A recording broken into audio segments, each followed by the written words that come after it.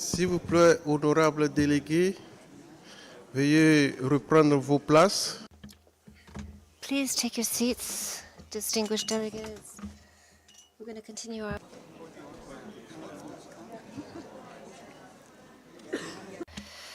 It's doing the same thing of not showing up whether it's on or not. Are you on? I mean, I'm not even sure. I think your microphone might be on.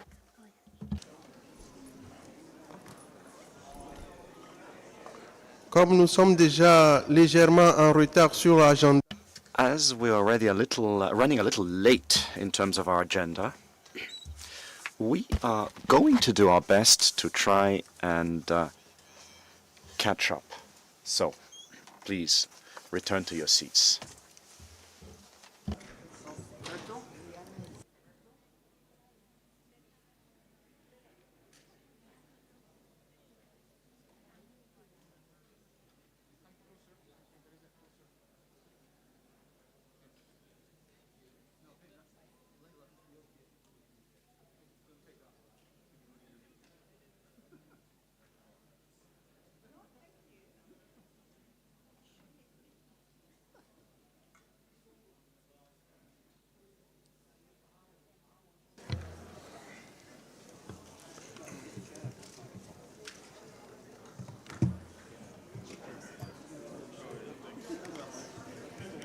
avant d'aller à la pause déjeuner, Now, before we adjourned for lunch, we had listened to the presentation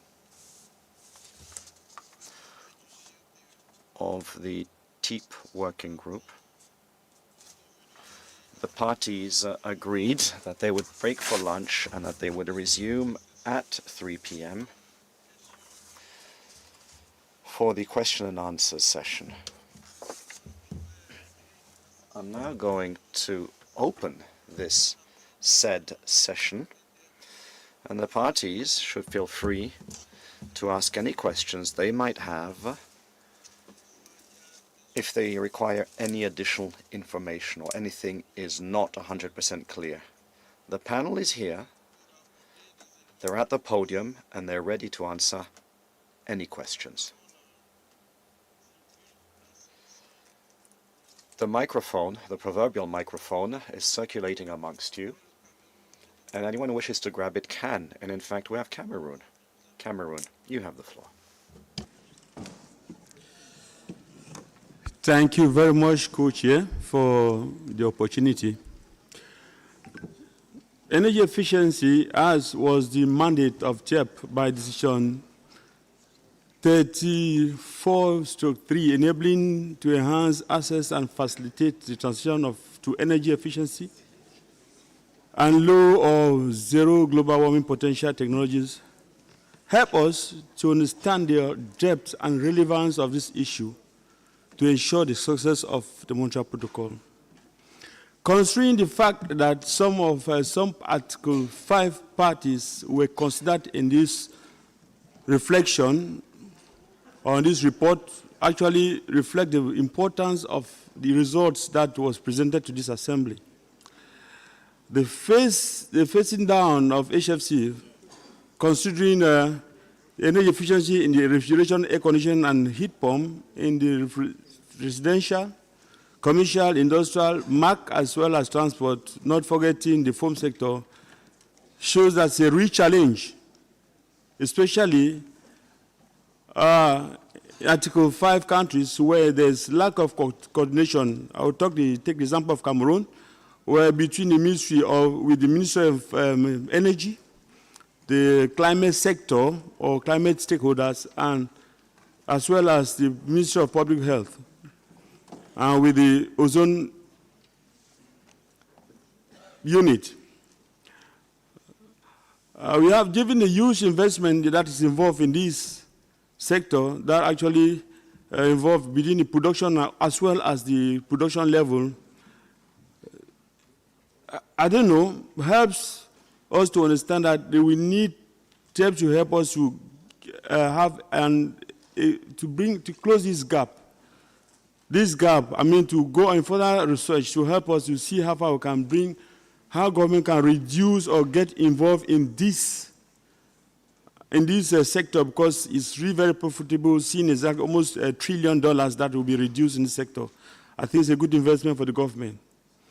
And also we've noticed exactly the issue of the certification process in the MEPs, and as well as the lack of labeling in some countries, because we see that most of the time when some of these products come to the Article 5 countries, the other labels are fake or don't know what is happening. And now most of the importers criticize completely the local system that is put in place to ensure that their goods are checked. So we are asking, if at all, should look at a way to bring a clear mechanism or machinery to put in place so that to ensure conformity between the national and the international level.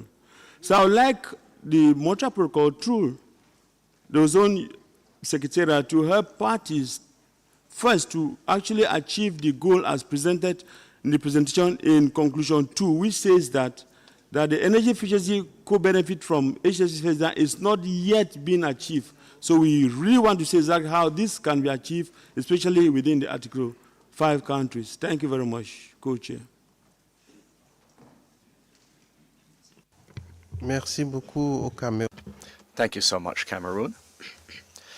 Cameroon just spelt out all of the difficulties which are often met in Article 5 countries, and they focus specifically on Cameroon. And Cameroon would like to enjoy the support afforded by the Montreal Protocol system to ensure that the country be in a position to overcome the difficulties which they are facing. And all, of course, of this is in keeping with the presentation we heard a little earlier. So Cameroon, your statement is one that has been noted, and we are now going to continue with a list of speakers. We have India first, so India, you have the floor. Thank you, Mr. Co-Chair. We would like to thank TEEP for the report and the presentation, as well as for putting together the high-level key messages in the presentation. Mr. Co-Chair, energy efficiency is being extensively discussed both at the EXCOM and MOP level since the adoption of the Kigali Amendment, and after extensive deliberations, a decision regarding funding for pilot projects has been approved by the Executive Committee at its 91st meeting. So regarding the report of TEEP on the issue relating to market transformation for adopting energy efficient technologies, we feel that without a sectoral approach, implementing energy efficiency related policies could be very challenging. Secondly, mechanisms also need to be in place to ensure that minimum energy performance standards and other energy-related regulatory interventions in the context of HFC phase down are managed well. We would like to understand the views and experiences of the TEEP on this issue. We would also like to understand from the TEEP regarding the methodology for assessing energy efficiency gains in implementation of MLF projects. It would also be helpful if TEEP could provide an update on the status of adoption of low GWP energy efficient technologies in the non-Article 5 parties, and also the challenges, barriers faced with respect to such technologies, including flammable technologies.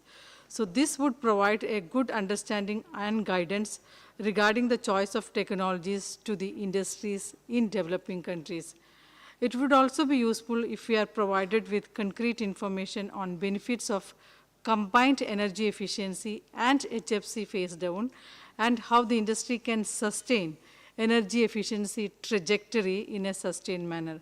Finally, we would also like to listen from the TEEP on their views on how funding modalities for energy efficiency can be handled in the context of returns to the consumers and also to the country. Thank you very much.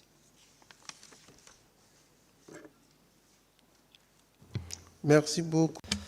Thank you so much to the distinguished delegate of India. What we have here is information which is being asked from the TEEP. So we'll give the floor to the TEEP, to the panel experts a little later, and I'm sure they'll be able to answer these questions. But before we do this, we're going to continue our list of speakers with Lesotho. They have asked for the floor.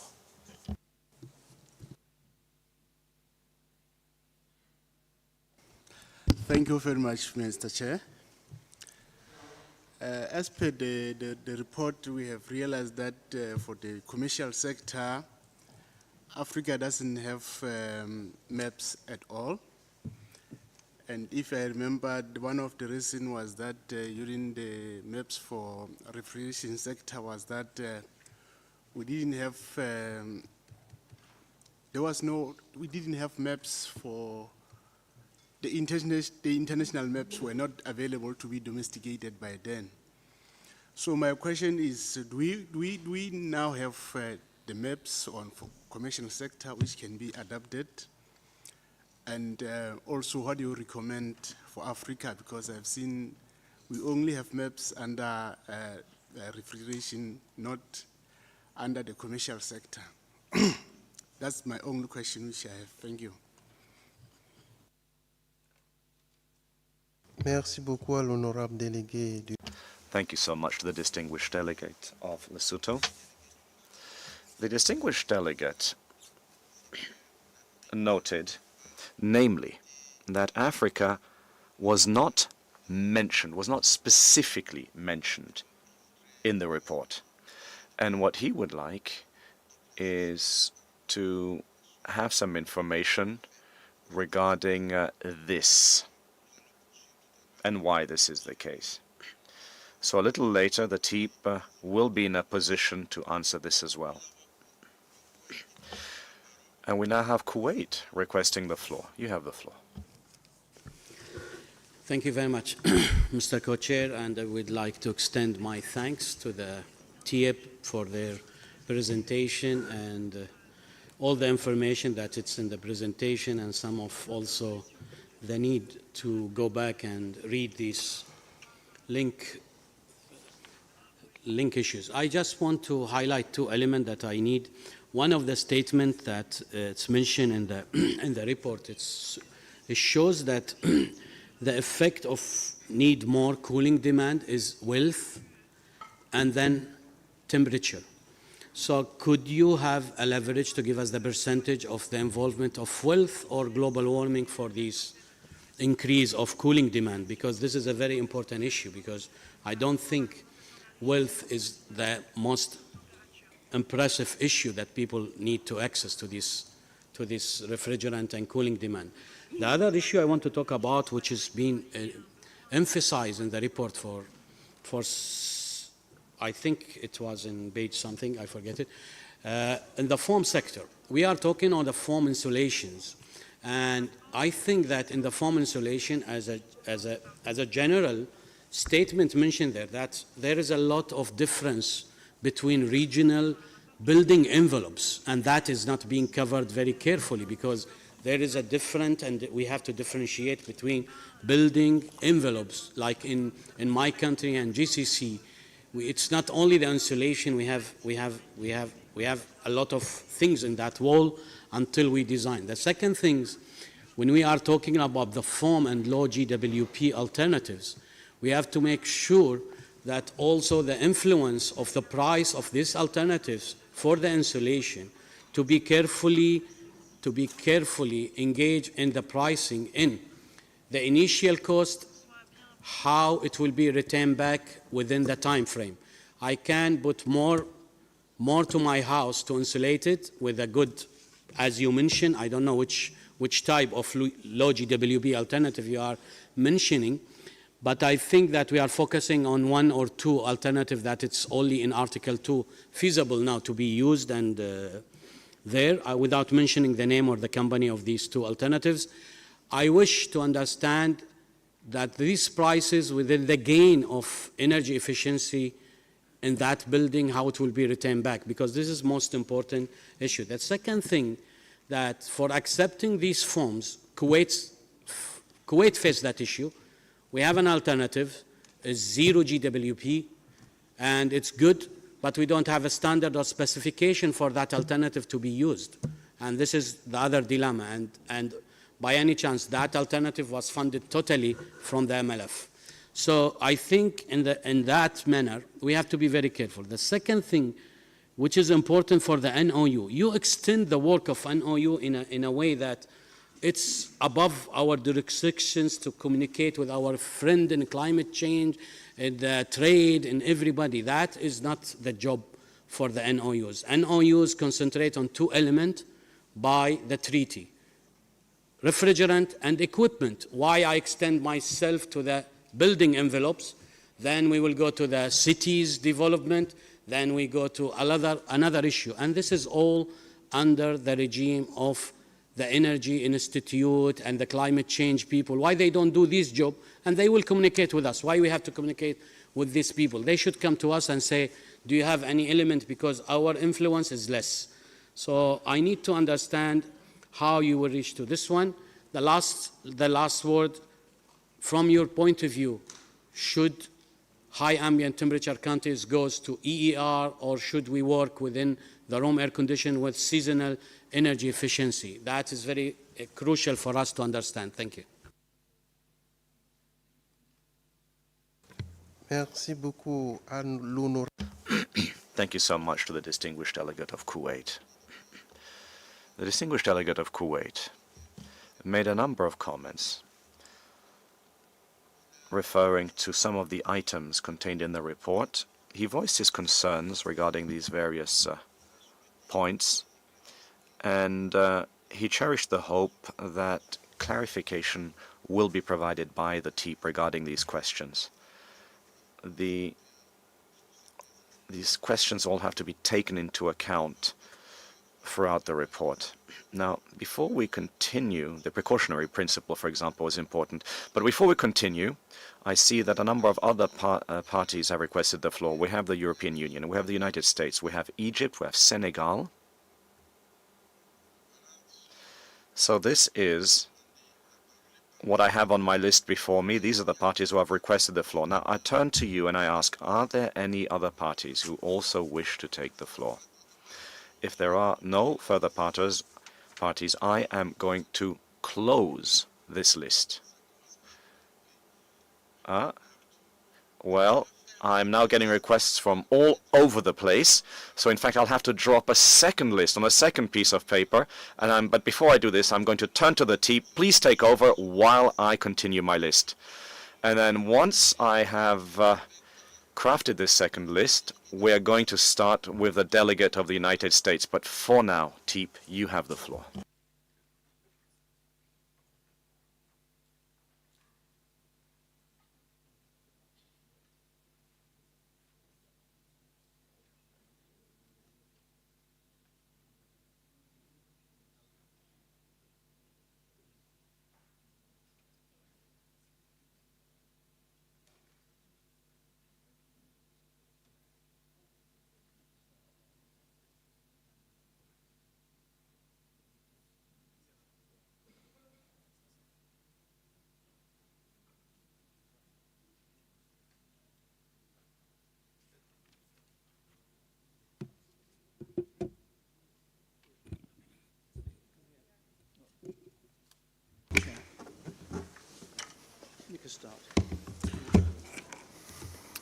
First, thank you to the distinguished delegate from Lesotho for your questions regarding the MEPS.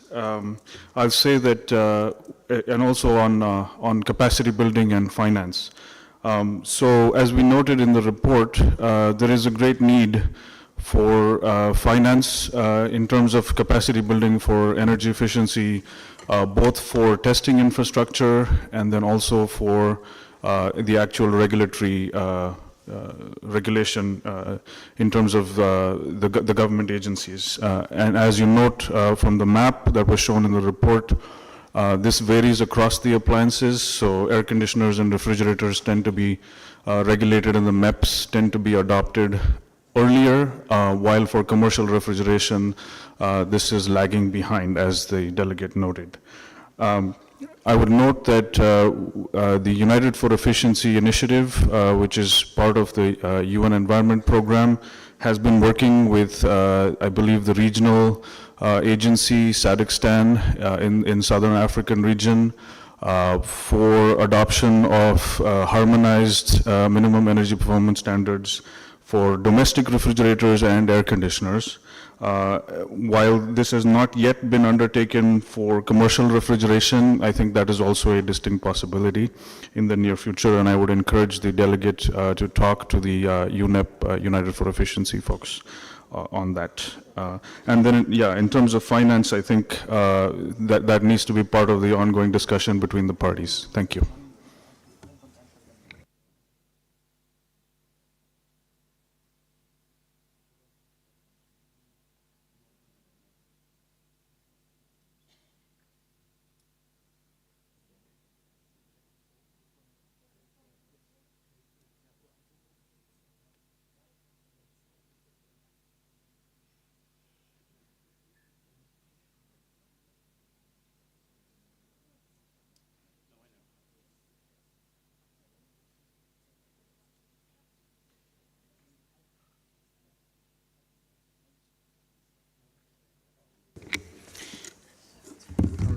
All right. With respect to the question from Kuwait about the increase in cooling demand, whether it's driven more by wealth or by global warming, so there are studies out there showing that cooling is one of the things that are generally acquired once the wealth is more than $10,000 per year. The studies are out there. And we have seen this happening in regions like China, India, Malaysia, and this is actually one of the major reasons for the increase in the adoption of cooling equipment. In terms of increase in cooling degree days, the increase is not the measure. It is like there is an increase, but it's not the major increase. The question on extending the work of NOU beyond their current scope, actually, you made the point very clear. It is, while it is outside the scope, all what we are suggesting is that you may wish to just extend the arm. It goes both ways. You don't want to, we are not proposing that you regulate. We propose, or we say that you may wish to knock the door and say, we are open for business. If you have something, we are open for business. And finally, EER versus SEER for HAT. This was actually suggested in previous Energy Efficiency Task Force report. We have repeatedly suggested that seasonal energy efficiency ratio is better even for high ambient temperature environments.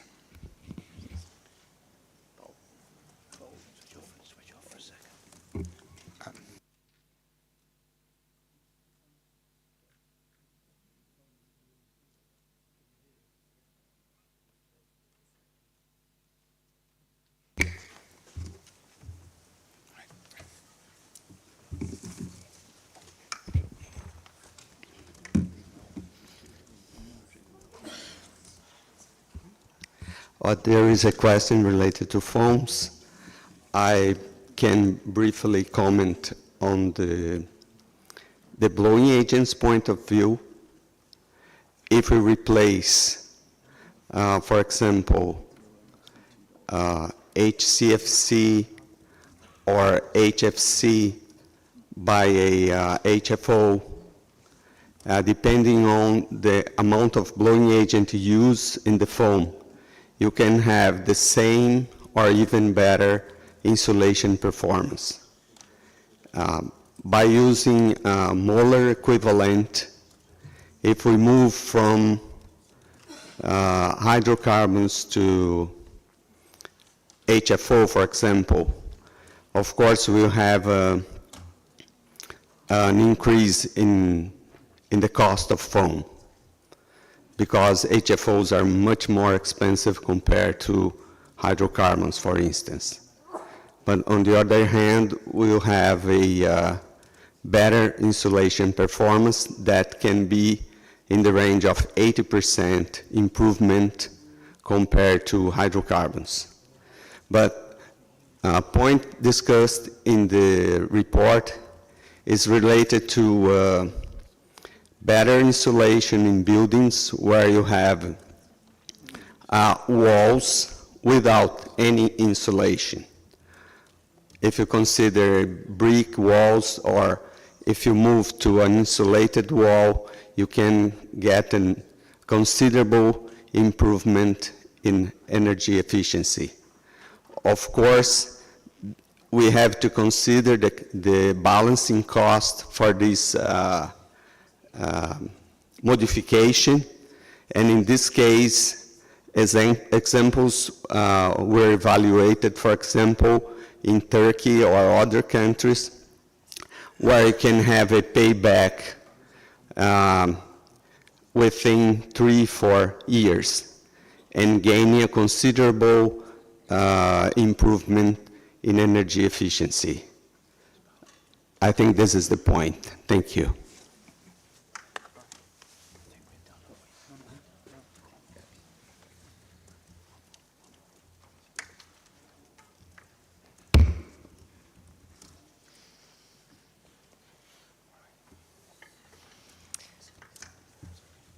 In response to the distinguished delegate from India, we will note to focus on those questions that we addressed in the context of our scope, and in the particular case of methodologies for assessing energy efficiency and modalities within the context of the MLF, that is outside the scope. However, in considering ways of approaching energy efficiency funding and benefits, we did present a set of options for how one may want to consider funding for energy efficiency improvements that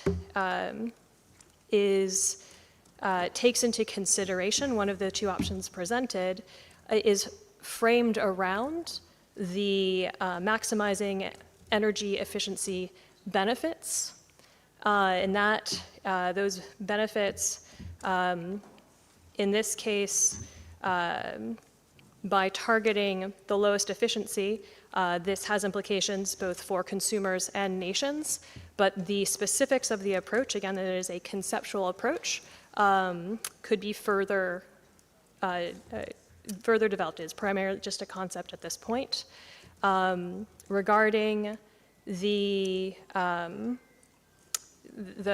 point that was raised on market transformation for energy efficiency, and acknowledge the sectoral approach, and would highlight past energy efficiency task force reports, and the chapters in our current report looking at overcoming barriers to efficiency that include both market-based, regulatory, and enabling, and other types of interventions. So inconsistent with the point on the sectoral approach. And with that, I think I'll pass it back to colleagues.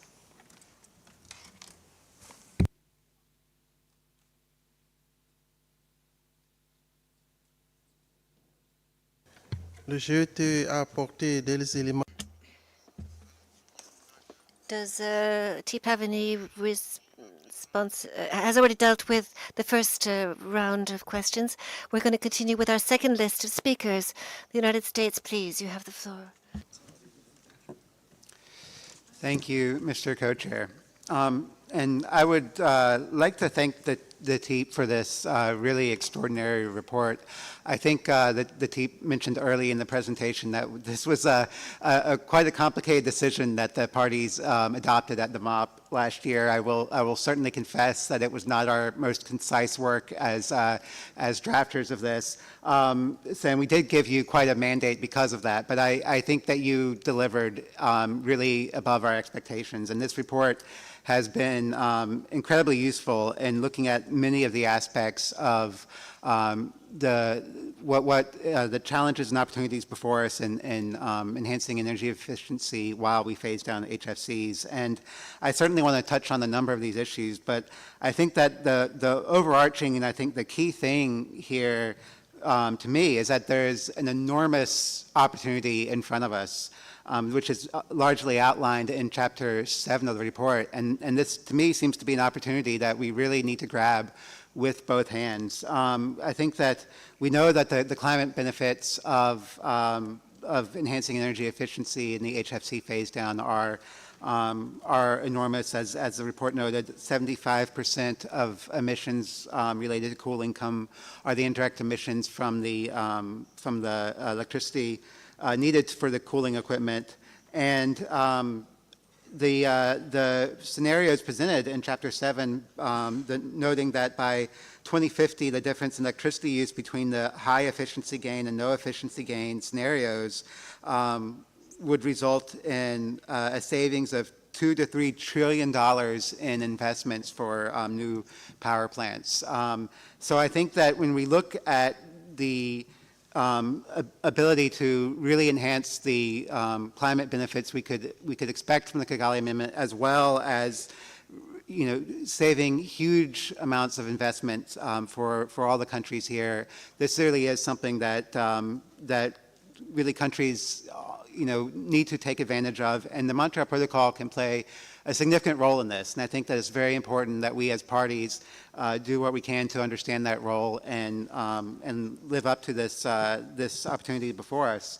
I think, though, that it's also important to note that there are quite a few challenges that the report also addresses and describes to the parties, which I also found quite helpful. I think that we saw that the report describes how the availability of more efficient equipment in countries that manufacture the equipment does not guarantee its accessibility in all countries. So I think that's certainly something that we need to think about, how that could be improved around the world. And it also highlighted that there are the importance of having good standards and how labeling programs can help ensure that the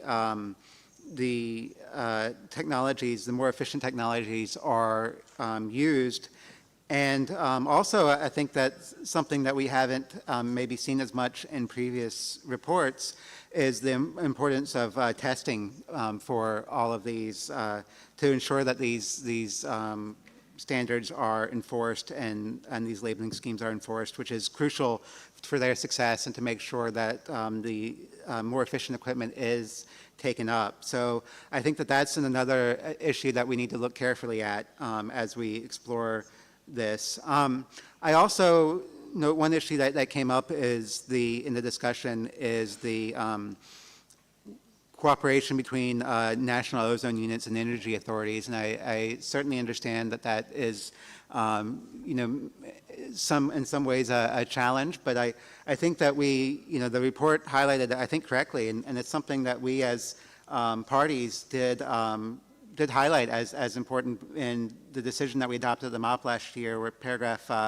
5A did encourage parties to enhance coordination between domestic energy and ozone officials to enhance energy efficiency while phasing down HFCs. And I think that this is such a big issue that it does require more cooperation maybe across governments than some of the other issues that we have addressed in this body. So we think that this huge opportunity is before us, but with all these challenges that we see, we would think that there are many ways that we can use under this body to help address this challenge. One, of course, is that because a number of parties are going to need help with many of these issues to address these challenges, that there could be an important role for the Multilateral Fund to help with help parties, Article 5 parties, do some of this work. So we've been working in the XCOM on this issue, and it's very important to us. And we've also highlighted, of course, in the discussions around replenishment of the multilateral fund that we're beginning at this meeting. And we think that this report really is highlighting to us the reason why this is very important and why it is crucial that this body not leave these opportunities on the table, but that we do everything that we can in this body to help advance this work and make sure that we are not, that realizing that the Kigali Amendment implementation is a very important way for us to help address the climate crisis, but it's not enough. There are more opportunities that this body can do, and we must take advantage of them. So I just want to reiterate my thanks to this body, and I hope that we can have some good discussions on this issue at this meeting and moving forward, both in Montreal Protocol under this body as well as in the XCOM. We look forward to further discussions with all the parties on this. Thank you. Merci à l'honorable. Thank you, distinguished delegate of the United States. Before going on, allow me to clarify the fact that the list is now closed. The parties on the list are the following: the European Union, Egypt, Senegal, Canada, Micronesia, and the UK. After the UK, there are no further speakers on the list. The European Union has the floor. Thank you. Thank you, Mr. Co-Chair. We welcome the elaborate report, and I have to agree with the delegate from the United States. This is good work in record time, so well noted and appreciated. For us, it's clear that the report underlines that we need a system approach with actually interaction between many different stakeholders and many different policies that can address the energy efficiency of the equipment, that can address the refrigerant in the equipment, that can address how the equipment is maintained and operated, and in the end, also linked to that is how the electricity system is decarbonizing over time. In the EU, I would say we have quite some experience with policies that interact on all these levels. And if you allow me just to give a few examples, we have legislation called Energy Performance of Buildings Directive that focuses on requiring certain energy efficiency levels at the building as a system. So where you look at all components, how they operate, and how collectively they deliver a certain level of energy efficiency in the building. On top of that, we have eco-design legislation, basically a MEPS, which makes sure that we have energy efficient equipment, rack HP equipment coming to the EU market. We have our F-gas regulation addressing the refrigerant in the equipment, and we have policies to decarbonize our electricity sector, but I would like to underline one, which is our emission trading system. It gives an incentive to decarbonize the electricity system, but we will,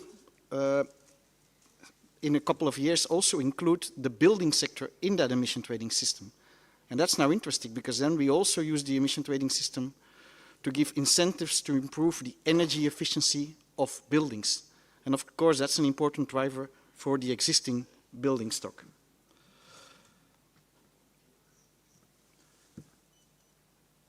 Therefore, it is clear to tackle this holistically, we need many layers of policy interventions. For the EU, in this context, the issue remains where this protocol and its bodies have a role in this context. Which part of the system approach we could focus on, and how we can collaborate with other multilateral organizations in this context. As such, I have a question for TIAP, if they can give insights where it thinks the Montreal Protocol and its parties, the Secretariat and its own scientific assessment panels see opportunities to support the system-based approach from within the protocol. TIAP states that there is a general trend towards increased adoption of minimum energy performance standards, labeling programs for rack HP equipment, while highlighting that many parties lack regulatory capacity and testing infrastructure. to design and implement and enforce these programs. Actually, today I found the presentation very informative on this aspect. Again, a question for the TIAP: how could the Montreal Protocol and its bodies help to overcome the barriers towards the adoption of MEPS and its related testing infrastructure? Are there good examples of multilateral collaboration directly impacting the development of MEPS? And what can the role of TIAP itself be in this context? TIAP presented, you could call it novel approach to rewarding energy efficiency improvement in the manufacturing of rack equipment, based on incentives and focusing on the opportunity costs for applying more energy efficient technologies rather than the incremental cost principle concept. This is an interesting approach. A question to TIAP would be, would such an approach be able to take into account other country-specific circumstances? And if such an approach is applied, can it be expanded, for instance, to the opportunity to transfer the equipment towards very low or no global warming potential refrigerants, whereby more sustainable technologies and refrigerants would receive a specific incentive? TIAP states in its report that HFO blowing agents are significantly more expensive than hydrocarbons. And I think a previous question already alluded to this. We seek to understand why HFOs is seen as such a, one could say, important option when there are other, indeed, low global warming alternatives which we think are lower cost. So in which basically fields such foams would be of particular interest. In this context, we are thinking, for instance, at the building sector, where, at least in Europe, we have now made a shift towards insulation, not relying on such blowing agents. And we do see a very strong penetration of building insulation into the EU market. Dear Mr. Co-Chair, the EU looks forward to continue to engage within the Montreal Protocol on the issue of energy efficiency, further exploring what the specific contribution of the Montreal Protocol is in fostering a system-based approach, and how best to collaborate with other multilateral national and local institutions, including those developed under the UNFCCC. We look forward for the next step, which is the workshop in Nairobi on availability and accessibility of energy-efficient equipment and equipment using low or zero global warming potential alternatives, as well as the report under preparation by the Secretariat on existing policies in this context. Thank you very much. Merci à l'honorable délégué. Thank you, distinguished delegate of the European Union. Egypt has the floor.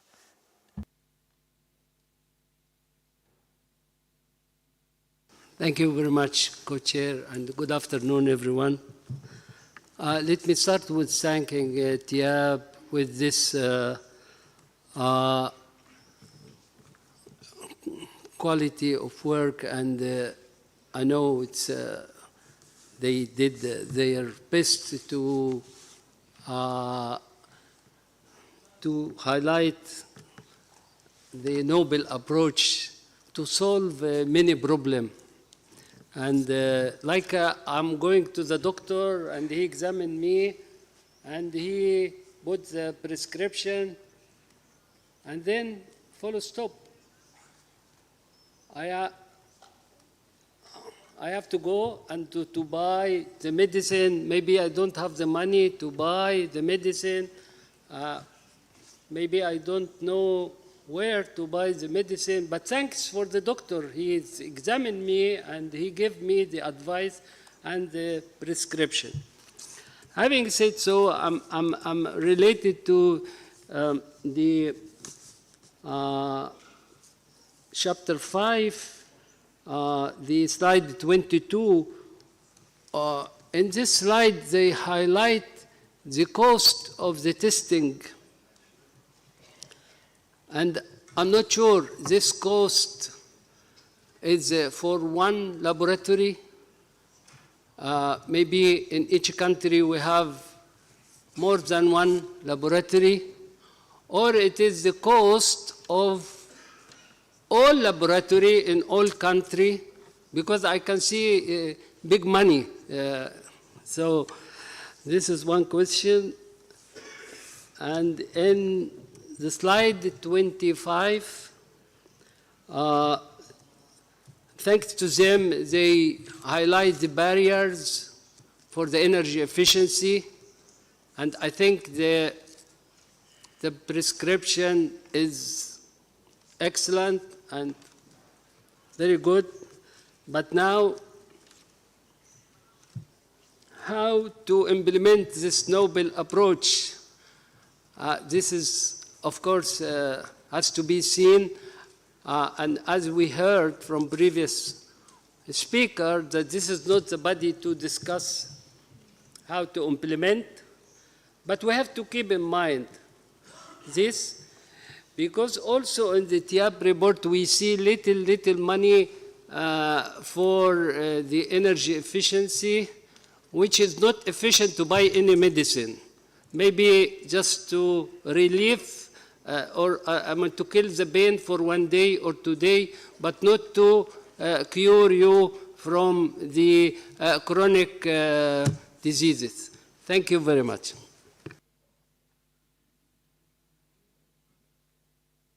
Merci à l'honneur. Thank you, distinguished delegate of Egypt. Senegal, you have the floor. Please go ahead. Co-chair, we would like to thank all of the eminent experts of TEEP for their high caliber work. In fact, we would also like to welcome the guidance concerning one of the presentations on distribution of funds. We have seen that the production sector constitutes a large portion of the funds allocated. What we should remember is that our countries are not producers, we are consumers.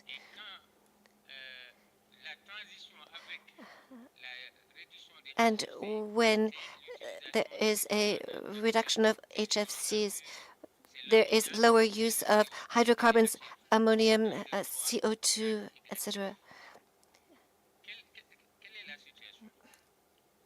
What is the situation in the little system? The alternative is the propane R286. It is good because it has advantages in terms of ozone and the climate. It has a low GW potential of 4.3, but the overall figure for propane is 3, equal or below 3, but not 0.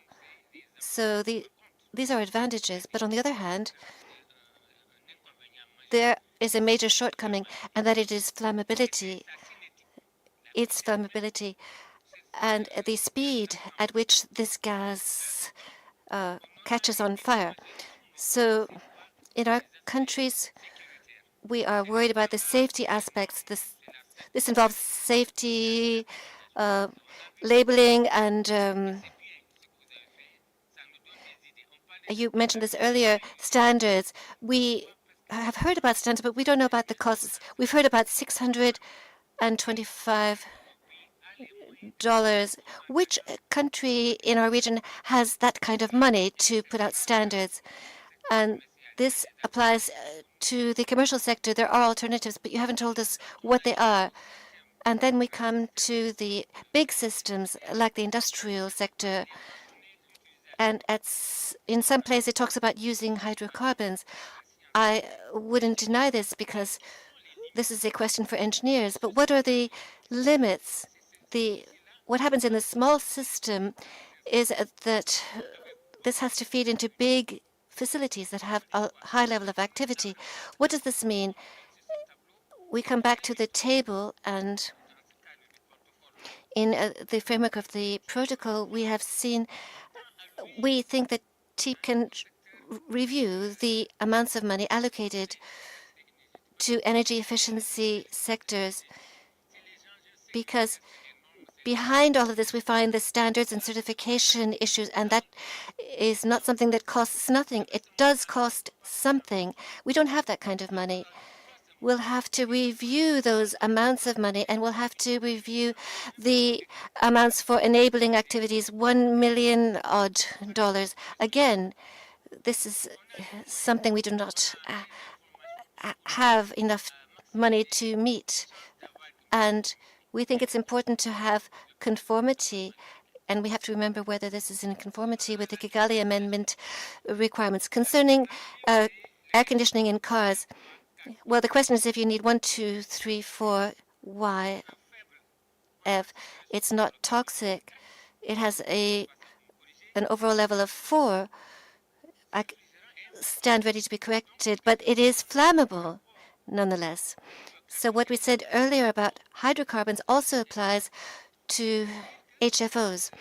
So what we're trying to say is that the resources are required to help our countries to ensure that our engineers and our specialists can be trained on standards, etc., and all of that costs money. There's also something I haven't heard anything about which could have helped us greatly, and that is the coefficient of performance.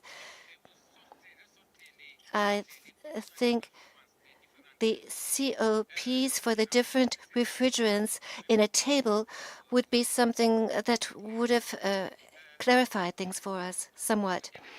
Another element is that when we talk about refrigerants and these coefficients of performance behind energy efficiency, behind this we find refrigerants, components, but also oils. We haven't heard anything about these oils. Are these minerals or polyester? Is it alcohol, benzene? You need to help us to have some idea so that we can understand things better concerning hydrocarbon. Otherwise, we cannot get a facility working. Oils are part of the picture. Everything is interlinked. I will finish off with an appeal we would make, a request that there be a review done of this allocation of funds, the distribution of funds, so that our countries are in a good situation compared with our obligations under the Kigali Amendment. Thank you. Thank you, distinguished delegate of Senegal, for the concerns voiced. Canada, please. Merci, Monsieur le Co. Thank you, Co-Chair. I would also like to extend our thanks to the TIAP for the decision 34.3 report on energy efficiency. We appreciate especially, I think as others have, that you were able to address all the specific elements of a complex decision while not duplicating information from previous reports. So we found that there was a significant amount of new and useful information succinctly presented in the report, which can assist parties to consider how to further integrate the issue of energy efficiency within the HFC phase-down and the Montreal Protocol. There's a lot of elements of the report that we find interesting, but for the sake of being brief, because we see that we're a little bit running late in our agenda, just to note that we would be interested in the TIAP providing more information on the incentive index approach to assessing the cost of enhancing energy efficiency in the RACHP sectors, possibly as part of the 2024 progress report. In light of recent decisions by the EXCOM of the Multilateral Fund to establish a funding window and to start development of an operational framework for addressing energy efficiency in the HFC phase-down, we think that further information on the proposed funding approach could be of interest to the EXCOM and also to the Fund Secretariat that is also putting a lot of thought on this issue. Further information could include additional examples of how the incentive index approach could be applied to determine funding for specific interventions to enhance energy efficiency up to a certain standards in key applications. We would also support the TEEP undertaking more work to develop the model described in the report for estimating the global benefits associated with reducing direct and indirect emissions from cooling. That said, at this stage, we don't have any ideas for a particular CRP or draft decision to be considered at this meeting. We think that we look forward, as others have mentioned, to the workshop on energy efficiency that has been scheduled ahead of the meeting of the parties. And based on this, we think that parties will be able to perhaps have more informed discussion and perhaps consider a draft decision at that time. Thank you, Mr. Co-Chair. Merci beaucoup à l'honorable délégué. Thank you very much, distinguished delegate of Canada, Micronesia, please. Thank you, Mr. Co-Chair. Our statement will be more of a comment than a question. Our delegation would like to thank the TEEP for their excellent and useful report. This report is part of a very important body of information that responds to the dynamic changes of the landscape of technologies, equipment, and options to enhance energy efficiency in the rack sector. We are grateful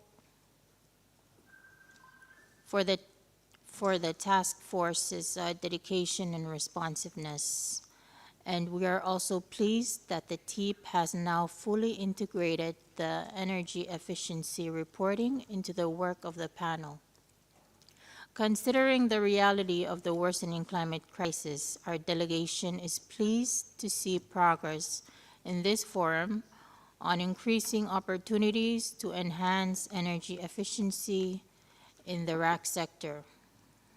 As we know from the many reports of the TEEP, there is clearly so much that can be done to strengthen energy efficiency across the policy, servicing, manufacturing, and assembly. But the truth is we are still not doing enough. We are encouraged by the positive developments in the Executive Committee of the MLF to create a pilot window on energy efficiency, although we feel that the window is too limited in the scope and financing levels to make a significant difference. We could do more. It is our opinion that we have reached a level of knowledge, thanks in large parts to the TEEP report, to move to more concerted action. The time is also right because A5 parties are just beginning to prepare and submit their Kigali implementation plans. The time is perfect, in fact, for all of us to consider a more integrated and sustainable approach that will help to secure the greatest benefits available to us from the energy efficiency component of the HFC transition. For a small island state like Micronesia, the possibility of preventing an additional 0.5 degree of warming is a life-saving opportunity. And from what we observe in the rest of the world in regards to the onset of climate change impacts, it is not only small island states that have a large stake in slowing down global warming. For this reason, our delegation would like to suggest the establishment of a contact group to hear the views of the parties and to further discuss options and opportunities for next steps that will further move us from knowledge to action. Thank you, Mr. Co-Chair. Merci beaucoup. Thank you so much to the distinguished delegate of Micronesia. To close the list off, I'm going to give the floor to the UK. Thank you, Mr. Co-Chair, for giving me the floor. We would like to thank the TEEP for this further detailed report.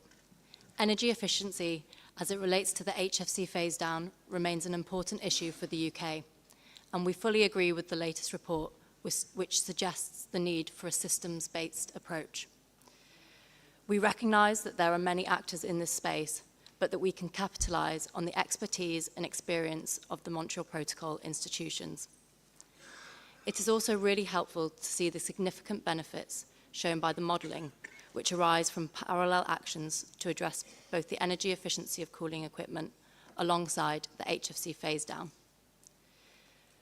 We feel the TEEP have now provided parties with a lot of detailed information since 2018, and we believe it is now important to implement and act on that information. We are conscious of a lot of work going on in the ExCom linked to these different issues, but we are equally keen to further explore other novel approaches, such as an efficiency improvement linked incentive index proposed within the report. We would welcome further constructive discussions on this important issue at this meeting ahead of the workshop, which will take place in MOP later this year. Thank you.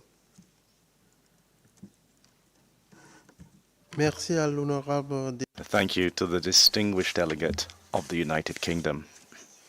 This brings us to the end of our list of speakers. Now, before we finish, I would like to turn to the TEEP and ask them to give any answers they might have to the questions which they have just heard. We had both comments and questions. So when it comes to the questions, please answer them, and comments are ones which we will take note of. TEEP, you have the floor.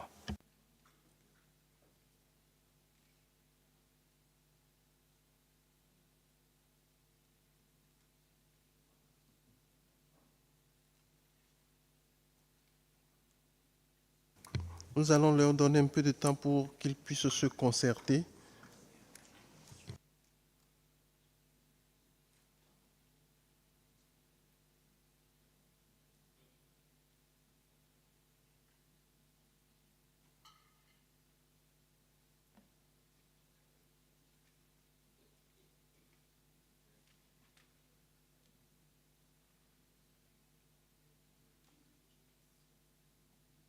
Si vous êtes prêts, If you're ready, please let us know.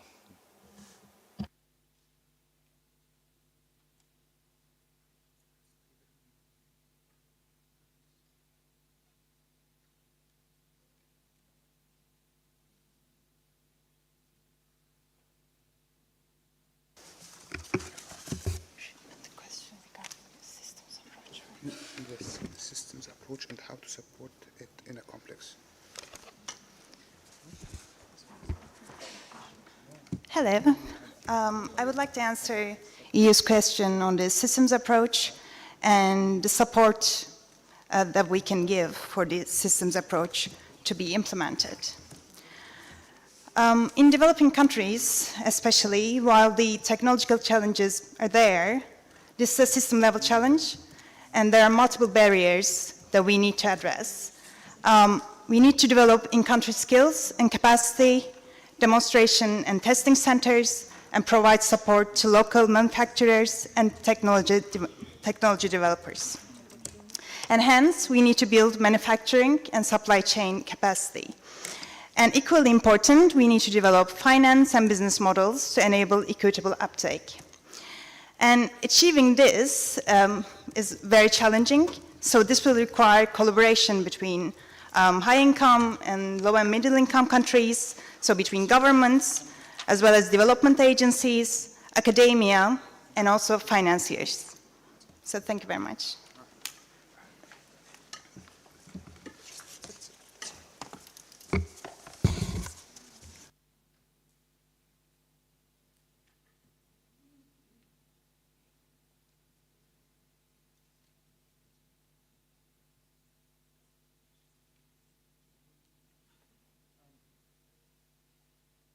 So in terms of how to overcome the complex maps development, we have in the report highlighted some simple discussion about maps in chapter 5. But there are some available tools, and these tools we can highlight, like actually we refer to them in previous Energy Efficiency Task Force reports. So like the U4E model regulation, and using these tools, probably we can help developing countries. For approach B, moving, like the examples presented in the report were for factories or for enterprises. These can be developed further to apply for other applications or for factories working with energy efficiency and lower GWP. So we can morph this approach further, develop the approach further if need be. This applies equally for energy efficiency for equipment and foams. As for questions from Egypt and Senegal regarding funding, the cost of energy efficiency is within scope, so the scope of the RTF, and we appreciate their situation and concerns for future updates. So these are in the replenishment as stated yesterday. With regards to the safety as well, these need to be addressed, and there are some discussion ongoing. They were not part of the scope of this report indeed. With regard to question on COP with different refrigerant, this was addressed in the Energy Efficiency Task Report of last year. In figure 9.1 and 9.2, you would see different refrigerants with, it was like a bubble chart showing different refrigerants with the COP level. Regarding the refrigerant oil compatibility, again, that was discussed in detail in the Energy Efficiency Task Force last year. But we also have to not only talk about oil, we have to talk about seals and other components of the system. So the refrigerant compatibility in general is a very detailed part of the system choice, or the refrigerant choice in systems.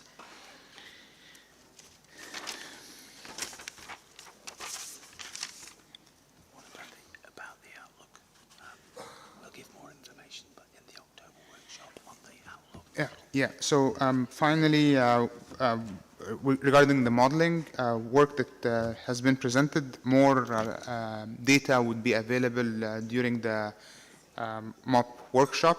So stay tuned.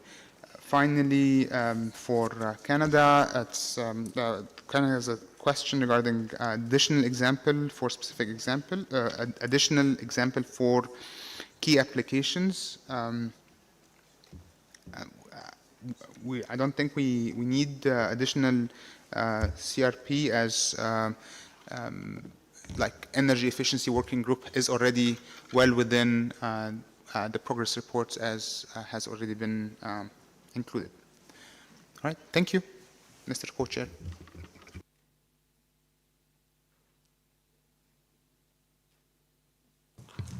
Nous remercions.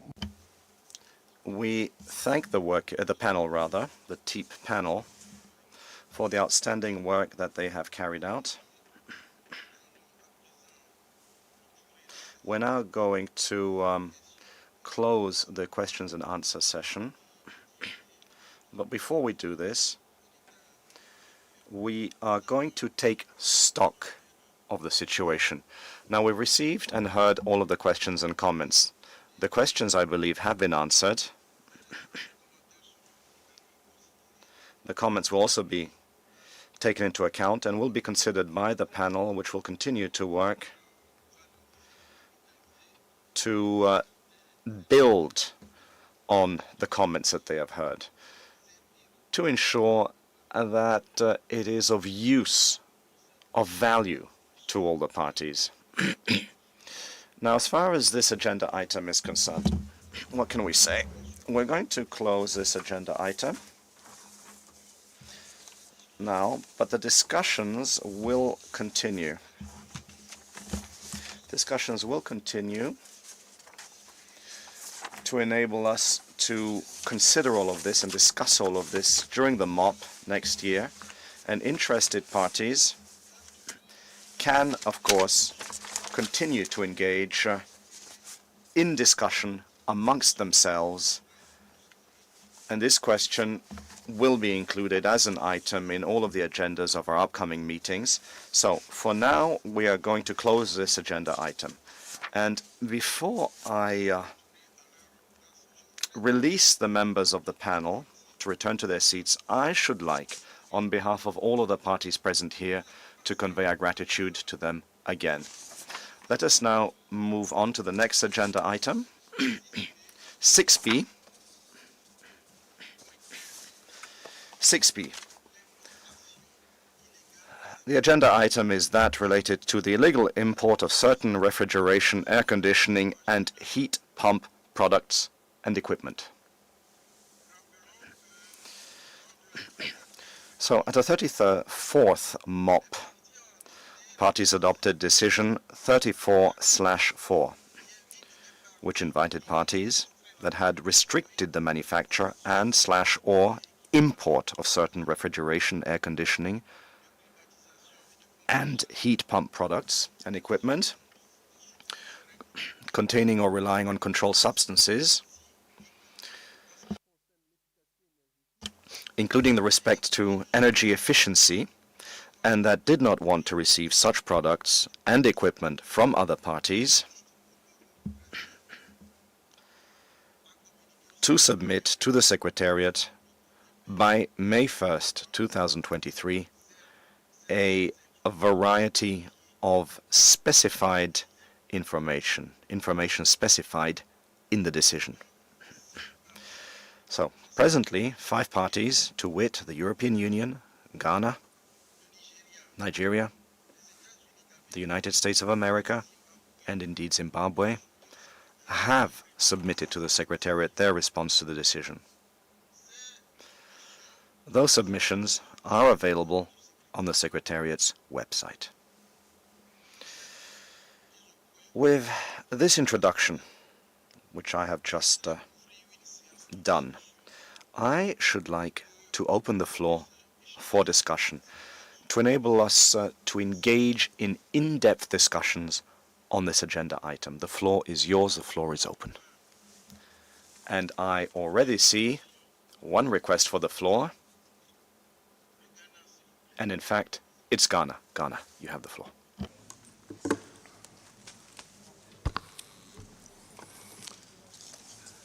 Thank you very much, Mr. Co-Chair, and greetings to fellow distinguished delegates and members of the Ozone Secretariat.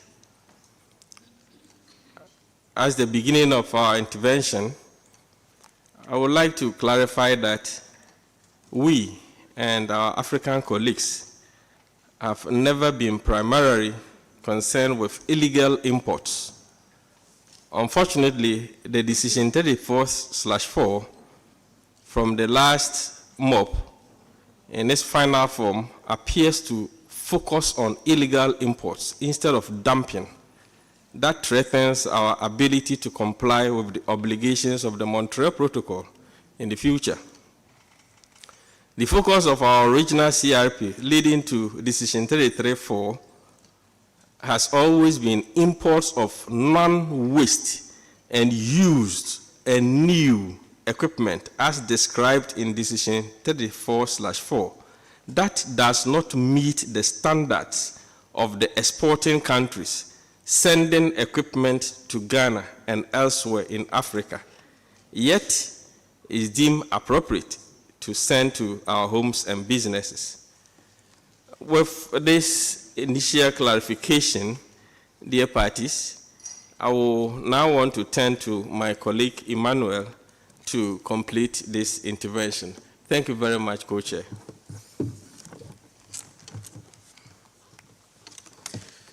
Yeah, thank you very much, Co-Chair. And again, Ghana observes that dumping is a long-standing issue of a particular gravity. I will note a few excerpts from the meeting report of the 11th Open-Ended Working Group meeting held in Nairobi in 1995 in this regard. One representative who had submitted a written proposal on the topic in conjunction with another representative said that the practice of dumping obsolete ODS using products and technologies in Article 5 countries was on the increase, and if the situation were not addressed, it could well affect the implementation of the Montreal Protocol. The representative further continued to say that dumping could significantly increase ODS consumption in the countries in question. Since the Article 5 countries were institutionally incapable of monitoring dumping effectively, they needed the support of their Article 2 partners. In fact, these excerpts make it clear that we are here 28 years later, endeavoring to resolve the same issue that plagues Ghana and our brothers and sisters in Africa and elsewhere in the world. In this regard, Ghana strongly requests the formation of a contact group with the intention of finding solutions to the long-standing issue of dumping of non-waste refrigeration, air conditioning, and heat pump products and equipment containing or relying on controlled substances, including with respect to energy efficiency. In this way, we can help ensure that the best efforts and minds of the Montreal Protocol community are engaged so that come 28 years from now, we will not be lamenting the continuation of this problem. Thank you very much, Mr. Co-Chair. Merci à l'honneur. Thank you, distinguished delegate of the delegates of Ghana. There are observers requesting the floor.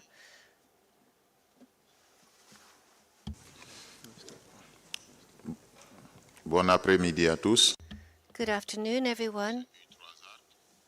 It is the Union of African Associations of Refrigeration and Air Conditioning Actors. In fact, we are worried about what is happening on the African continent.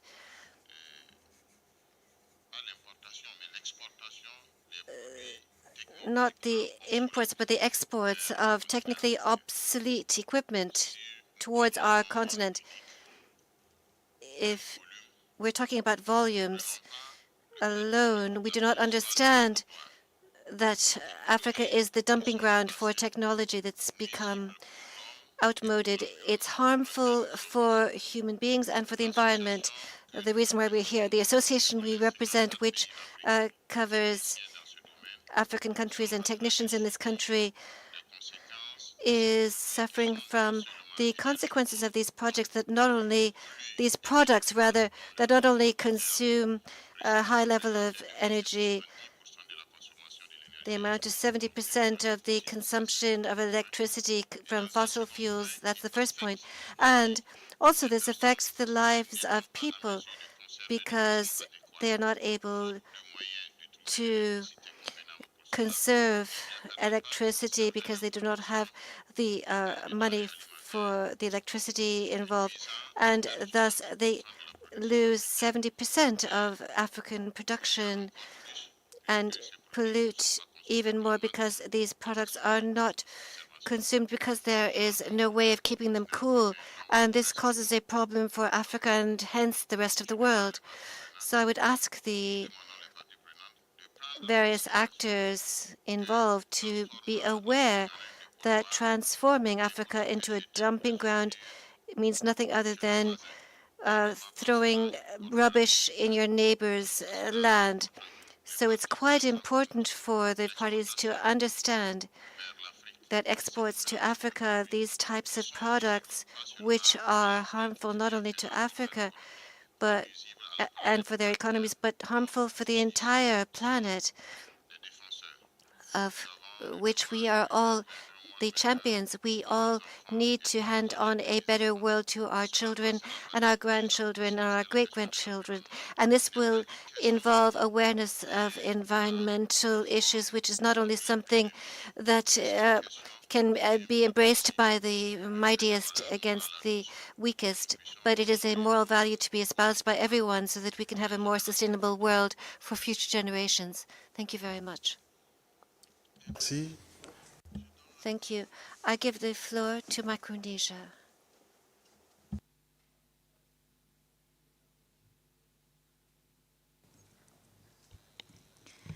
Thank you, Mr. Co-Chair.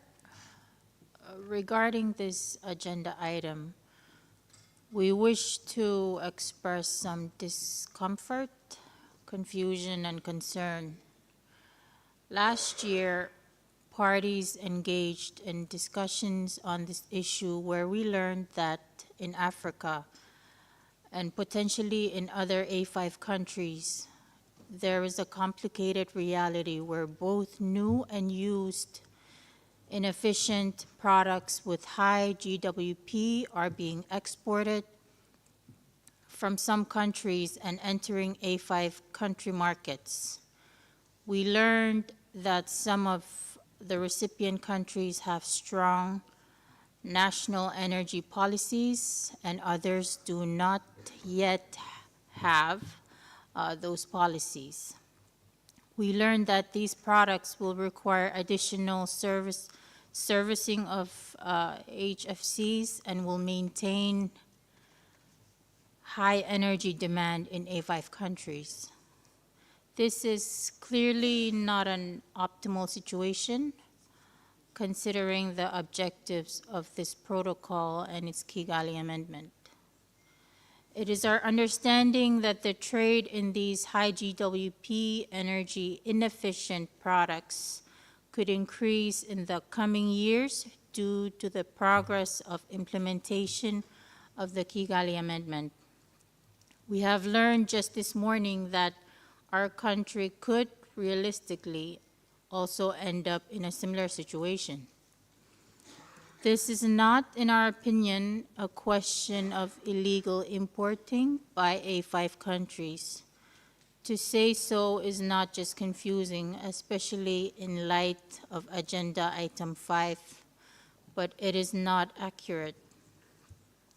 The change in the name of the agenda item is problematic, and we wish to suggest that as discussions continue, we seek a better characterization of this complex situation, one that involves trade across exporting and importing countries, which is unwanted and unsustainable, while it is in fact most often legal.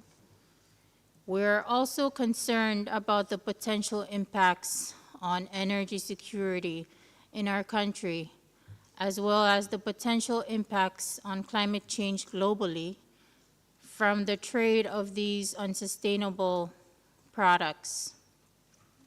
We are also concerned by what is possibly an inequitable situation where we and other A5 countries might bear the brunt of the responsibility to remedy and assume the consequences of this situation, even as we implement efforts to comply with our obligations under the protocol and the Kigali Amendment. We trust in the best intentions of all countries. We believe that the trade in products that could have negative consequences for developing countries and impact our ability to achieve our compliance obligations is not intentional or desirable. And we further trust in the ability of this forum to find cooperative and viable solutions to such situations. We therefore look forward to continuing open and constructive discussions with all parties on this topic, and we are optimistic that we will find a way forward that is good for parties and good for the planet. Thank you, Mr. Co-Chair. Merci à l'honorable délégué. Thank you, distinguished delegate of Micronesia. Nigeria, you have the floor. Thank you, Mr. Co-Chair. we wish to refer to our submission to the Secretariat regarding the need to stop the dumping of inefficient and obsolete rack appliances into Africa as proposed by Ghana on behalf of African region. To support the statistics of rack appliances imported into my country, Nigeria, annually, we wish to refer to a study conducted by the Basel Convention Coordinating Center for Africa and the Sustainable Cycles Program of United Nations University, which states that 60,000 metric tons of used electrical and electronic equipment is imported into Nigeria each year, of which by weight, 13% were refrigerators and 6% air conditioners. Out of the total used electrical and electronic equipment imported, at least 15,400 metric tons did not work anymore and were classified as waste electrical and electronic equipment. Also, according to another report by CLAS, in 2018, a total of 0.5 to 1 million ACs are sold annually in Nigeria between 2006 and 2016. Therefore, in view of these findings, my delegation wishes to further reiterate our support to the principle of shared responsibility for finding sustainable solution in ending the dumping of obsolete and inefficient rack equipment in Africa. Mr. Co-Chair, if you look at the report by TEP on overcoming barriers to the dumping of low energy efficient products in low income countries, the onus is placed on the importing countries. If you look at that report, some of the items listed include education and consumer awareness, reducing the investment risk through incentive schemes such as rebates and innovative financial mechanisms for the consumer, stringent regulations and enforcement such as bans on import of used equipment and products, development of regulatory frameworks, including MEPs for new and used equipment. In all this, we don't see any responsibility on the part of the countries that are manufacturing these products or exporting these products, most of which we can classify as waste, not just used products. And of course, when we take into consideration that the importing countries have weak policy, legal and regulatory framework, as well as enforcement mechanisms. So it becomes very, very difficult to overcome this barrier if the exporting countries are not held accountable. So we are worried that in all this, there is no responsibility on the part of the exporting countries. And so going forward, Mr. Co-Chair, we support the establishment of a contact group as proposed by Ghana.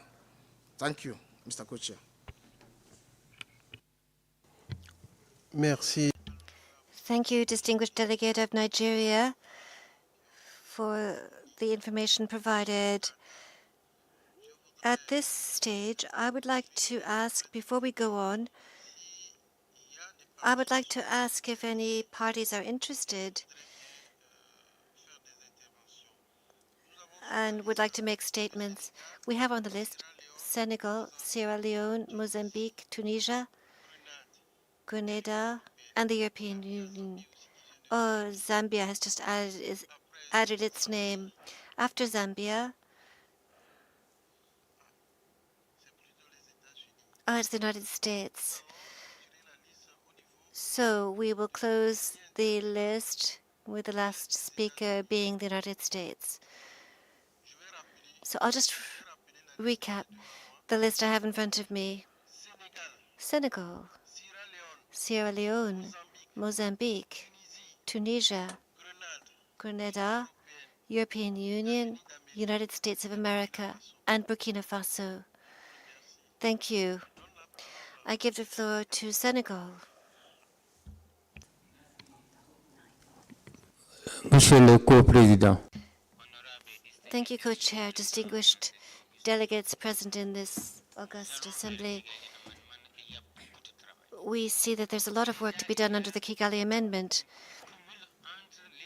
Already, there is the total elimination of HFCs and the phase down of HFCs, and then energy efficiency lies at the heart of all of our work. But what is happening with this dumping, this energy-intensive discharge, which is leading to many leaks? And I would add that wherever there are leaks, there is no longer energy efficiency, and costs are only on the upward slope. So this is equipment that is being dumped on the continent. A lot of countries are involved. And what you don't know is that we are doing our best, and the Customs Authority are also working all out. But there are also borders. There are both land borders and sea borders. Sometimes we're talking about 6,000 kilometers or more. And like Nigeria and Ghana have said, we support their proposal of having a contact group be set up to discuss this. And by way of conclusion, if this is not done tomorrow, and if Africa is not brought into conformity with the Kigali Amendment, no one should say that we did not draw your attention to this serious problem, which is both environmental in nature and it is energy intensive. And whoever talks about development challenges is implying energy demands. And there are a lot of outages of power on our continent, and all of these problems, many of these problems can be traced back to this equipment. So it's a question that has to be dealt with and addressed by producer countries. So it's a question of the degree to which we can live up to our Kigali Amendment commitments. And I will conclude. Socioeconomically speaking, our people, more often than not, when this equipment comes in, it is not expensive. And when they buy it, they think they've made a good purchase. But in the final analysis, it will cost more than a new appliance. That's the reality of the situation. Thank you. Merci à l'honorable délégué du... Thank you so much to the distinguished delegate of Senegal, Sierra Leone. Gentlemen, let me start by expressing our sincere thanks and appreciation to the people of Thailand and government and to the Ozone Secretariat for such a good opportunity. Being taking the floor for the first time on behalf of the people of Sierra Leone and our government, we consider the issue of illegal dumping as a very threat to human race, especially to the African continent. I'm speaking beyond the point of the Kigali Amendment. I will say Kigali plus years to come. If this issue is not properly dealt with, I must express my sincere thanks to Ghana for bringing it to the attention of the floor, that illegal dumping is threatening the very lives and existence of our unborn generation. If care is not taken, it is the silent killer of our children. The women are exposed to the dangers associated to illegal dumping. And when you consider equipment from the Iraq HP sector, these are the most popular equipment coming into our countries. As I speak, most countries, including Sierra Leone, are having streams of used rack equipment, and the population consider it as an opportunity for them to have some of these at their comfort because it is cheap and affordable when it comes in that way. But let me remind this Honorable House that we are dealing with something even beyond climate change. Every now and then, our soil, our water bases are being polluted. And this is putting a toll on even the future antibiotics that will be used to cure some of the diseases. Hence, the term antimicrobial resistance will be prominent. Ladies and gentlemen, we cannot overemphasize this point, but rather, as a country, as a government, we are ready to lend our voice in ensuring that we find a pathway in putting a permanent solution into action. Thank you.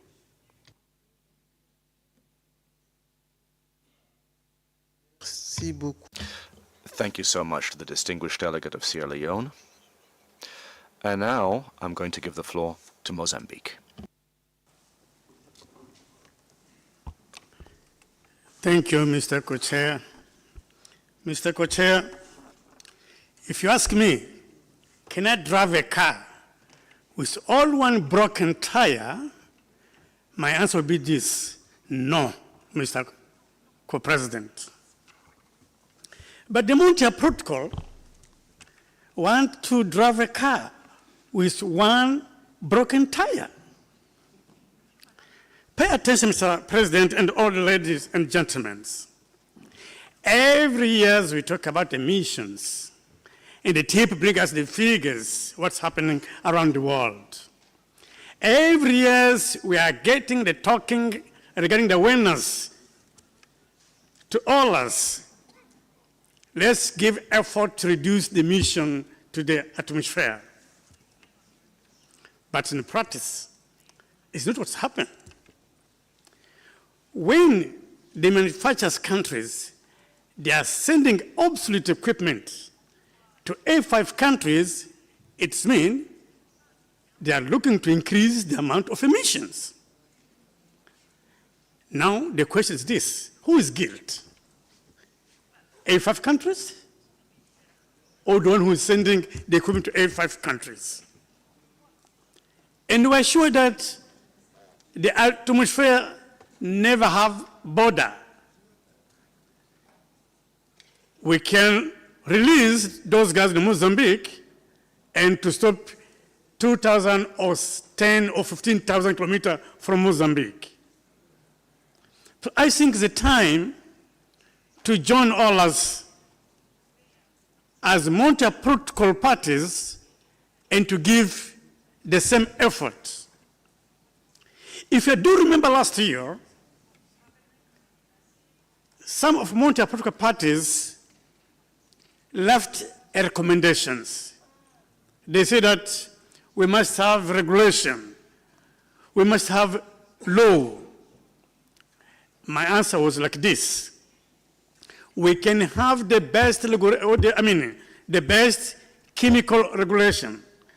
We can have the best equipment regulation. But if the other side of the continent or the planet are not giving the same effort, the result is zero. Because those people that are exporting to Mozambique, to Ghana, to Nigeria, and all other A5 countries, they know those equipment are obsolete and will cause problems. And they know our countries, we don't have facilities. The landfills for those equipments. Today we talk about the gases, but all those equipment has heavy metals, more dangerous than gas. With this, I would like to request all the Montreal parties to support this CRP if we recognize we are a member of United Nations, if you are not separate nations. If we are United Nations members, we need to work together, to find solutions together, to share the responsibility, blocking those companies who used to export those type of equipment to A5 countries. Thank you very much for the floor.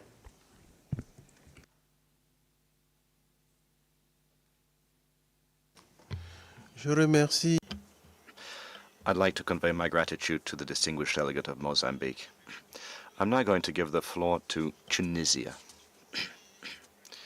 Tunisia followed by Grenada, the European Union, the United States, and that will bring us to the end of our list of speakers. أود أن أؤكد في هذه النقطة أن المسؤولية مشتركة. I would like to say that the responsibility is shared between exporters and importers of these instruments. Let us take into account the fact that the A5 countries do not possess the necessary resources, including laboratories, to enable them to control all of this equipment. Dumping.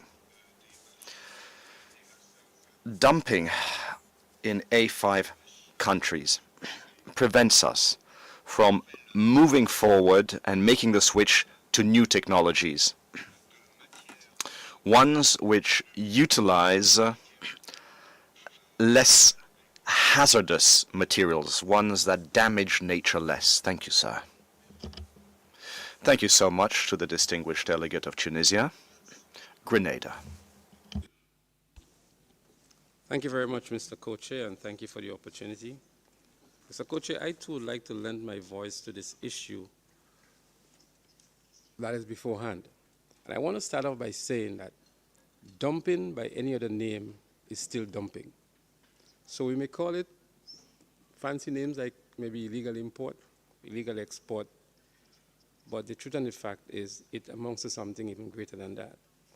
So I'd like to thank Ghana for the proposal that they have put forward and to lend support to this proposal and to join in the chorus and the voices that would look to see a permanent solution to this, what I call a scourge that is facing these countries. I also want to associate fully with the comments that were made by Nigeria. I think Nigeria well articulated the issue and referenced a number of other reports and documents that speaks to the situation at hand and how a resolution can be arrived at. This situation that is happening in Africa now can become cancerous and pandemic if it is not addressed at this stage. And so, whereas my country or my region may not have this issue now, it can happen. It can affect us all globally. And so I think we all need to join in forces to support this proposal that is put forward here by Ghana on behalf of the African states. The problem is a much bigger one than we look at on the surface. So it looks as illegal dumping, it looks as, so not illegal import, sorry, it looks as though it is inefficient equipment, but it's a much bigger problem. It's a problem that have implications for the energy resource of these countries, for the cost, for the power grid, for the emissions that is associated. And then when you look at the life cycle costs of this equipment, it's another issue and another burden to the people of these regions. And then the other issue that we've been discussing during this week, the life cycle management of the refrigerant and the derelict equipment that would pose an even greater problem to the countries to which these equipment are being exported to. And I'm saying exported to and not imported into. And therefore, again, I would like to lend my support to this proposal and to support the measures recommended by the distinguished delegate from Ghana to convene a contact group so that this issue can be totally ventilated and that a resolution can be formed. Again, it may be in Africa now, but it can very well be in other regions of the world. And so we must address it now to prevent this scourge from infecting other areas or infesting other areas of the world. Thank you very much.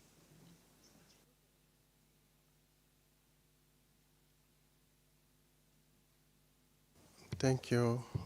Je vous remercie. Thank you so much, distinguished delegate of Grenada.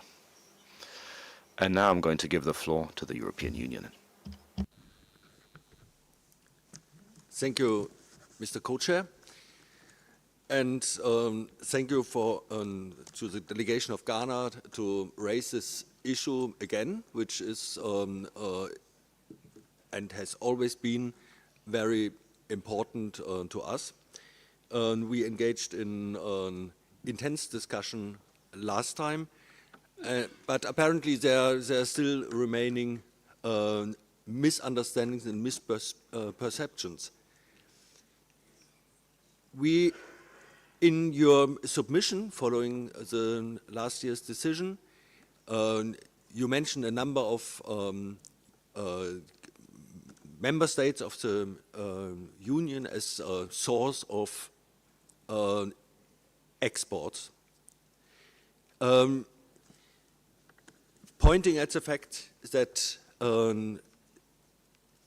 those consignments mostly consist of refrigeration fridges and freezers, and to a lesser part air conditioning equipment. In this context, I would like to point at the fact that since the mid-and 90s, there are no controlled substances used as refrigerant in fridges anymore in Europe. So the relevance of this problem to be discussed in relation with your commitments under the Montreal Protocol is not very strong. Also, the early phase out of CFC certainly reduced the likelihood to find controlled refrigerants in those exports. Nevertheless, we clearly signaled that we take your concerns, and that concern was echoed by many parties, is fully heard, and we try to address it. Certainly, your original proposal was very much based on the aspect of energy efficiency, also a subject which is important to the parties of the Montreal Protocol, but perhaps not a basis to take binding decisions and on this grounds. Here we are talking about the substances contained in the refrigerant circuits or in foams. Concerning the distinction between illegal import and dumping, there I'm a bit, there I would ask you how you would prevent the import of unwanted products without putting a legally applicable ban on the import in place. And likewise, how do you think could we as exporting region prohibit the export of those equipment on the ground that they are unwanted, but that they can legally be imported? I'm not saying that we are not seeing your problems to organize customs control in a sufficiently effective manner to avoid illegal imports. But that is something, or a legal rule banning those imports is a condition to take action on both sides. We listened very carefully to this discussion, and in the presentation at the workshop, I already mentioned our ongoing revision of the F-gas rules. And there we will see an export ban, which applies regardless of the legal situation in the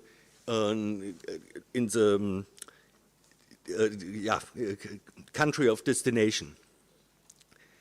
We will base this export ban on the rules which will be applicable for the placing on the market of equipment within the Union, with with fixed GWP limits, which cannot be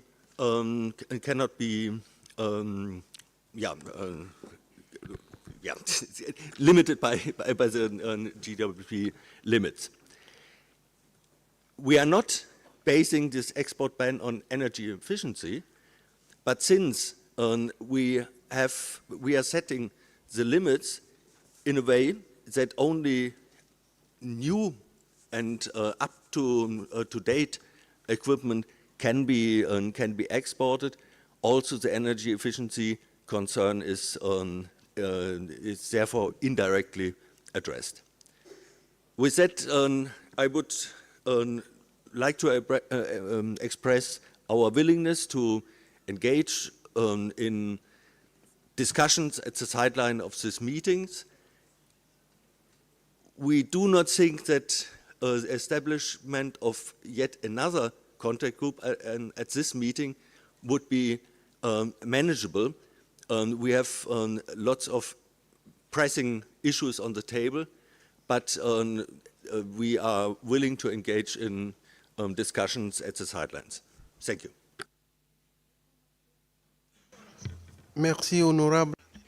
Thank you, distinguished delegate of the European Union, for those comments. I now give the floor to the United States of America. Thank you very much, Mr. Co-Chair. We were listening very carefully to the discussion, and we also wanted to reflect back on the decision that we took last year on decision 34-4. There were a couple elements in that decision, including the request that this important item, be put on the agenda for this meeting, and that there be an opportunity for a discussion. So we do appreciate that you have done that, and this discussion has been happening. We heard several parties request a contact group, and I think we heard maybe 2, perhaps 3 parties refer to either a CRP or a proposal. So for clarity, one question we have is whether or not there is a proposed CRP perhaps being developed by parties, and if so, if that would be shared and that would be the basis of the discussion, or whether the basis of the discussion is the other elements or all of the elements in the decision we took last year. So just reflecting back on that decision, there was reference to parties providing information, which I think maybe 5 or 6 parties have done so, well, recognizing that one party is on behalf of their member states. There's also information requested on use of HTS codes. There was information about the status of cases, perhaps of attempts on illegal trade into their country, as well as on maps. We thought all of this information was quite interesting, and we would be very happy to engage in a further discussion based on those elements of 34-4, decision 34-4, and or based on potential CRP if one is being developed. We also wanted to note that we also understood in the discussion we heard now concerns about whether or not products are being sold into other markets that are not allowed on countries' own domestic markets. And we really feel very strongly that that is something that, as a domestic implementation, should reflect on whether or not you are banning the sale of something or the use of something within your own market, to consider restricting its export as well as its import into the market as well. That is the perspective we have taken in our own domestic regulations for ODS. It is also our intention for our HFC regulations as well, to treat what is placed on our market equitably with what can be imported or exported into the market. And so we do agree with the points that we heard raised by many countries about concerns that something that could not be used in a particular market was being exported from those countries. That is something that we view as an important element for domestic implementation. We'll also note the concern about is the onus on the exporting country or the importing country. We noted last year that it was important for the country that was the importing country to have regulations they could enforce to prevent products from entering that market, and that it would be useful for the Secretariat to share such information so that other parties could inform themselves and be better educated before their country's manufacturing and exports were to occur about whether or not there were restrictions. That's an area that might be worth further discussion and pursuing, whether it's at this meeting or subsequently at the MOP, about whether or not the Secretariat is able to better share information about what the domestic regulations would require in other markets, just to better inform parties about that. Thank you very much. Merci à l'honorable. Thank you, distinguished delegate of the United States of America. All throughout this meeting, we have heard various concerns being voiced. We've heard comments, and we have also heard information which described certain contexts that exist in countries. Before concluding as to follow-up, I think the Secretariat should consult on the issue, and we will come back to you. With that, the Secretariat is going to engage in some consultations.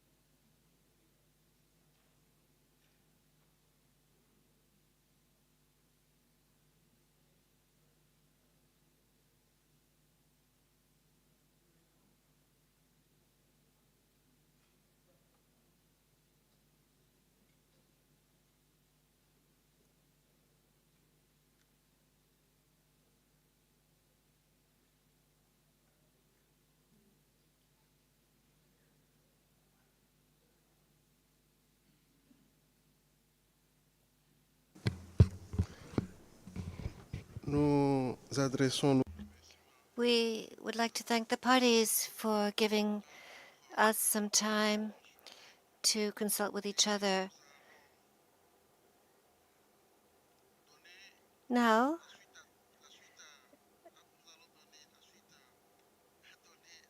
we'll talk about the follow-up or the next steps on this question. It's true that there has been a very enlightening discussion on this issue, but it is also obvious that there is no consensus, no real consensus that has emerged among the parties. Rather than establishing a contact group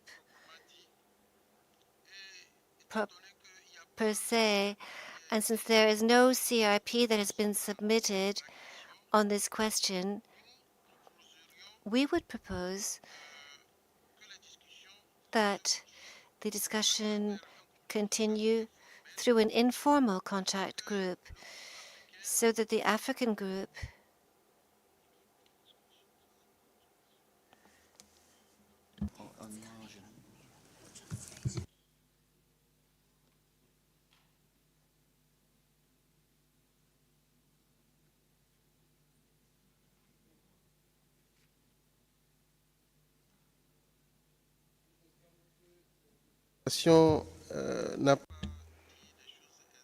I'm sorry, we haven't formulated this quite correctly. We'll go on in English. We propose that parties discuss in the margin of this meeting informally and come back to discuss further at the MOP. The African parties could consider preparing a CRP by the time of the MOP. So if this is acceptable for the parties, we can close this agenda at this time.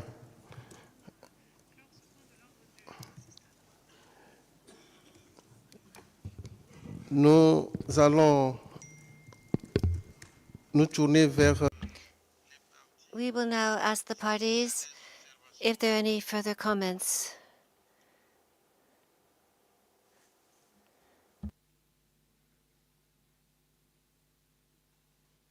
Nepal, vous avez la parole. Nepal has the floor. Thank you so much for the floor. As we know, for any transaction, there is exporter, importer, and if mediator. Generally, exporter have the more understanding, knowledge, and procedure preventive measures clearance. So, it's better to say illegal exporter than illegal importer. Exporter must be made more responsible in compared to the importer. So as if regulation instruments are effective, then it won't be illegal.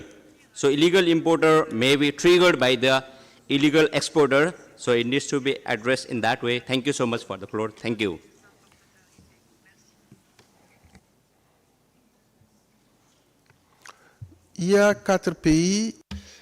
Now, we have 4 states who have requested the floor. 4 parties. I'm going to list them to you.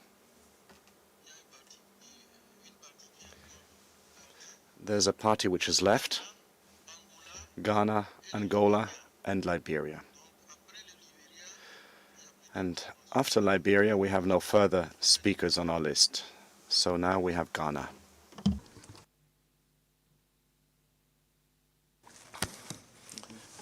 Thank you very much, Co-Chair, and thank you, distinguished delegates, for your contributions made so far. Mr. Co-Chair, we want to make an observation here. We don't want to believe that history is repeating itself. In last year, in Montreal, in the middle of the discussion of our CRP, we were told that there was no time. So virtually, we should be rushed through and get things over. Today, we are being told that there are pressing issues, underline, pressing issues to be dealt with, and for that reason, a CRP, a contact group cannot be constituted to deal with this. We don't want to believe that time is being used as a tool of discrimination to push aside what we think it is also a pressing issue in this regard. So please, we want to strongly put across that equal importance must be attached to the issues that we have brought before this August House. Thank you very much, Co-Chair.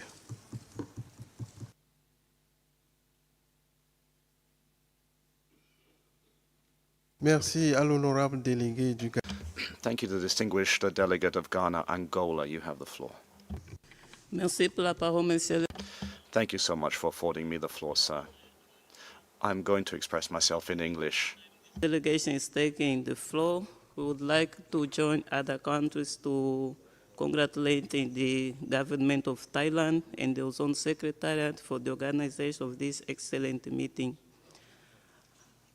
Angola would like to support the establishment of a contact group as soon as possible to discuss this subject proposed by Ghana. Since most of African countries and other A5 countries face this problem of becoming a kind of dumping ground for unwanted and inefficient equipment.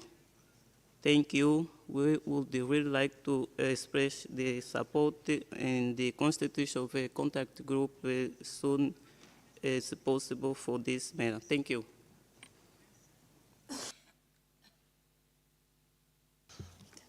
Merci.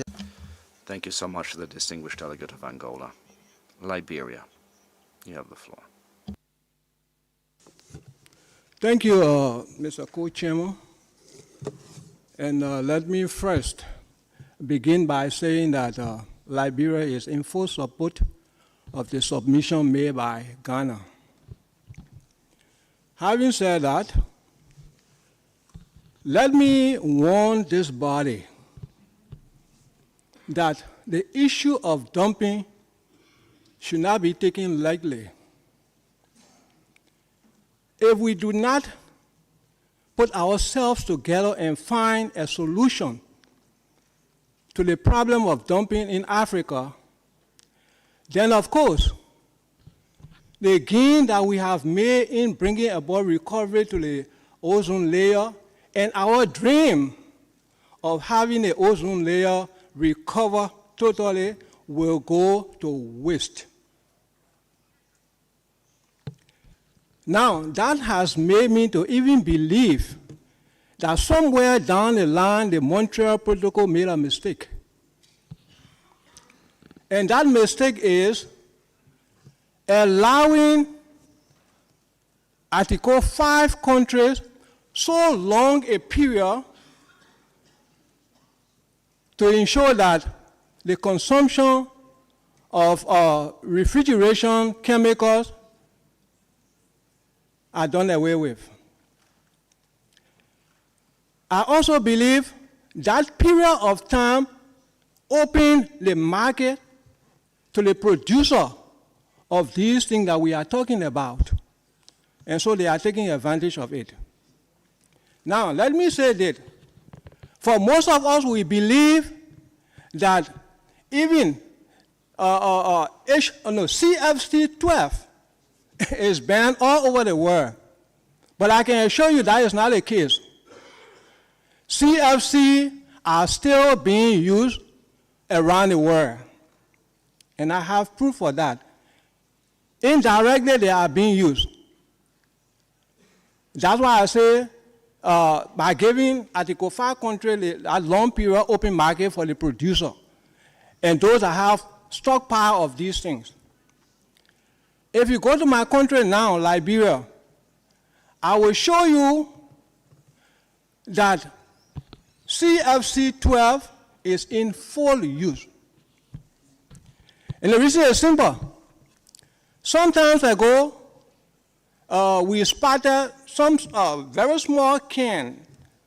And if you carry on inspection of those cans, you'll see that there's nowhere stated on the can where they are made.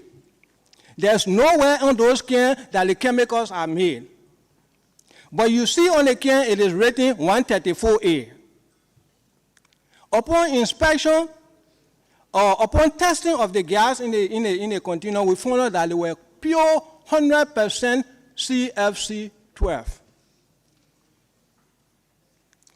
Now, we also have come to understand that these particular gas come through our boiler from Guinea. And Guinea, like Liberia, does not produce a refrigeration chemical. So they must be coming from somewhere else to enter Guinea. So that calls for investigation. Or else, we sit there and believe that something is happening when nothing is happening. It should not be a problem of Africa. We are talking about environmental issues. And if anything goes wrong with the environment in Africa, you can be sure that it will happen to Europe, it will happen to America and elsewhere. So let us not politicize the issue of dumping in Africa. It is not only a problem of Africa, it will come back to you in Europe and elsewhere. Let us be very careful and see how best we can address the issue of dumping in Africa. Let's not leave it on Africa. Africa doesn't produce all of these things. It is produced by the European, by the American, and elsewhere. But they are sent here because you say we are poor. Let us take the issue of dumping very seriously, or it will haunt all of us. Thank you, Mr. Co-Chairman. Merci à l'autre. Thank you so much to the distinguished delegate of Liberia. Allow the Secretariat to just consult amongst themselves to see how we'll move forward. Thank you.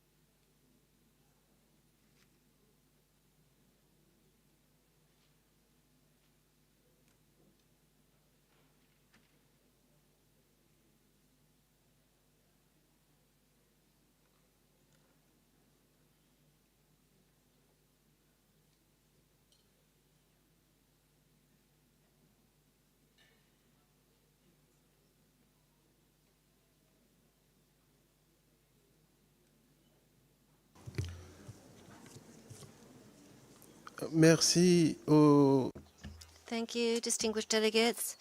Thank you, parties, for giving us this moment to consult with each other. Following on from what's been said, we would like to say that we are not trying to sweep aside the concerns of the African group. It is not because of various types of pressure that we are not able to establish a contact group at present, but it is because there is no CRP, no basic working document. This is why we had suggested that there be informal discussions on an ongoing basis, and at best, an informal working group could be set up for this to be more structured and more fleshed out. And in the meantime, the African group, on behalf of discussions and exchanges of views, could bring together all of the necessary elements to draw up a CRP that could be taken up for consideration at the next meeting of the parties, the next MOP. It's not that we're just trying to shirk a consideration of this issue. So it is to have more understanding of the topic and to have more developments. And if there are any reactions or any hazy areas, we're prepared to listen to parties.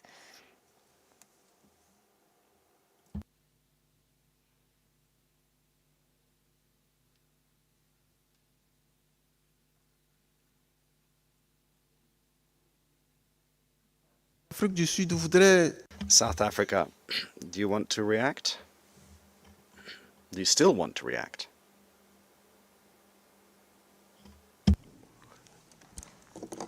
Thank you, Mr. Co-Chair. Yes, I do want to react. Firstly, I want to align ourselves with the statements that have been made by our colleagues from Ghana and many others from the African region with regards to a need for a contact group to be able to look into this matter. As understood, it was tabled in the previous meeting, but there was no time afforded to the matter through a contact group. And what we hear you proposing, Mr. Co-Chair, is that informal discussions should happen, and maybe for the Africa region to look into developing a CRP and tabling it at the meeting of the parties. What we would want to propose as a way forward, Mr. Co-Chair, is that you afford us more time and we can be able to develop a CRP and submit it still for consideration at this meeting. Thank you.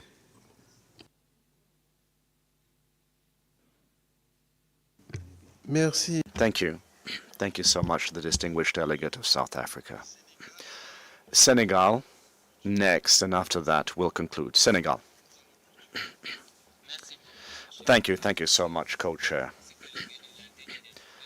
Now, following Ghana's last statement, well, I wonder whether all the parties have listened to it properly. We have to avoid any double standards. Contact groups on topics which we deem too important did meet. Are these topics more important than what Africa is experiencing on a daily basis? It's a question of life and death for our population. 70%. 70% are rural dwellers, and they require refrigeration equipment to preserve milk, food, anything. But they don't have the resources to buy this equipment. But this unwanted equipment, which is simply being dumped on us, consumes a huge amount of power and costs a lot of money. We're trying to build our countries, but I mean, the European Union says that, oh, this is what they're doing at home. But if you look at the timeline for Article 2 and Article 5 states, there's a difference of 10 years. What is going to happen during these 10 years? The countries who have produced all this are going to dismantle all the equipment within the framework of the Kigali Amendment. Two things can happen. You can either dismantle it or you can send it somewhere else. And that else is Africa, because it's cheaper. That is the reality of it. Why should one simply wait? Because what he said is the reality of the fact, of the matter. So we were told wait for the 45th, then wait for the MOP, then wait for the 46th meeting. I mean, at some point we have to stop this. Why are the topics that the other contact groups are debating more important than what Africa is experiencing for both us and succeeding generations? We have an obligation to uplift our populations, and this is why we are here in this room with you. Over and beyond this, of course, it has an impact on the global environment. And having said this, I thank you. Merci beaucoup à l'honorable.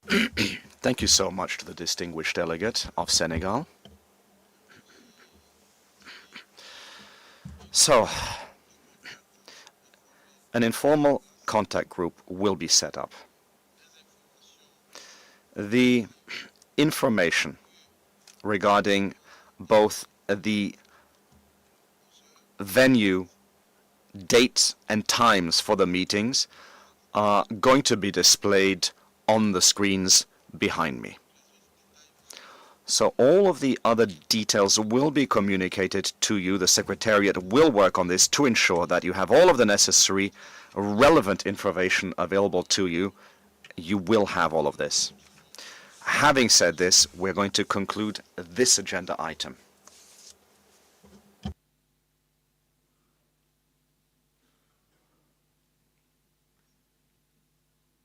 Nous allons passer. We shall now swiftly move on to the next agenda item. And my co-chair, I'll hand over the baton to my co-chair and he will take over. Ralph, you have the floor. Thank you.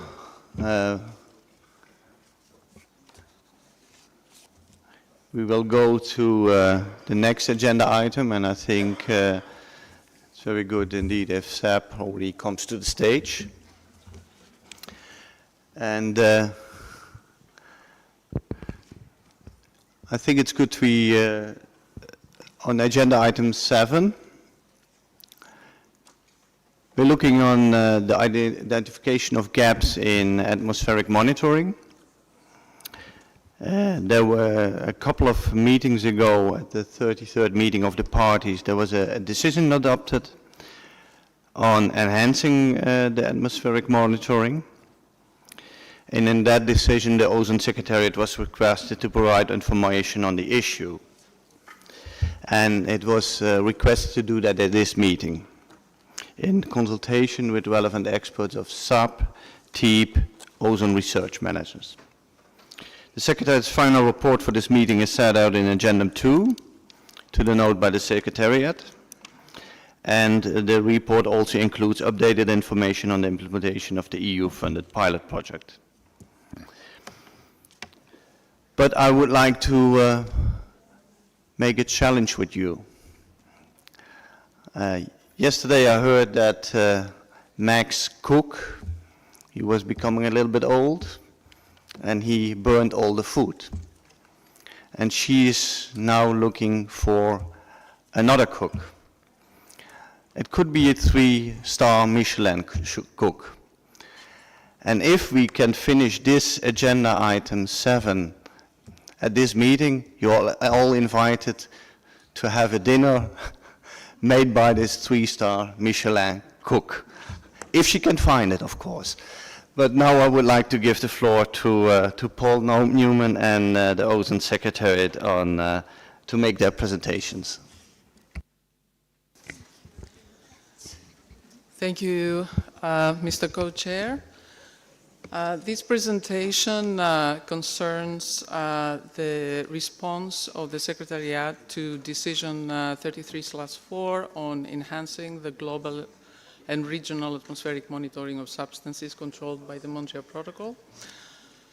As you know, in that decision, the Secretariat was requested to provide to this meeting, in consultation with experts from the Scientific Assessment Panel, the Technology and Economic Assessment Panel, and the Ozone Research Managers, a report on the following 3 issues: options for the regional monitoring of atmospheric concentrations of controlled substances and challenges in operationalizing the relevant recommendations which have been made, identification of suitable locations for possible high-frequency measurements and flask sampling for regions that are not covered or are not sufficiently covered by existing atmospheric monitoring, and lastly, on options for means of establishing new monitoring capacity and related costs, taking into account existing monitoring infrastructure.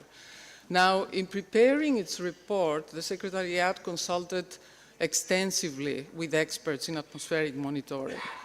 And given the advice we have received from those experts, the substantive part of this presentation will be delivered by Dr. Paul Newman, co-chair of the Scientific Assessment Panel, on behalf of those experts.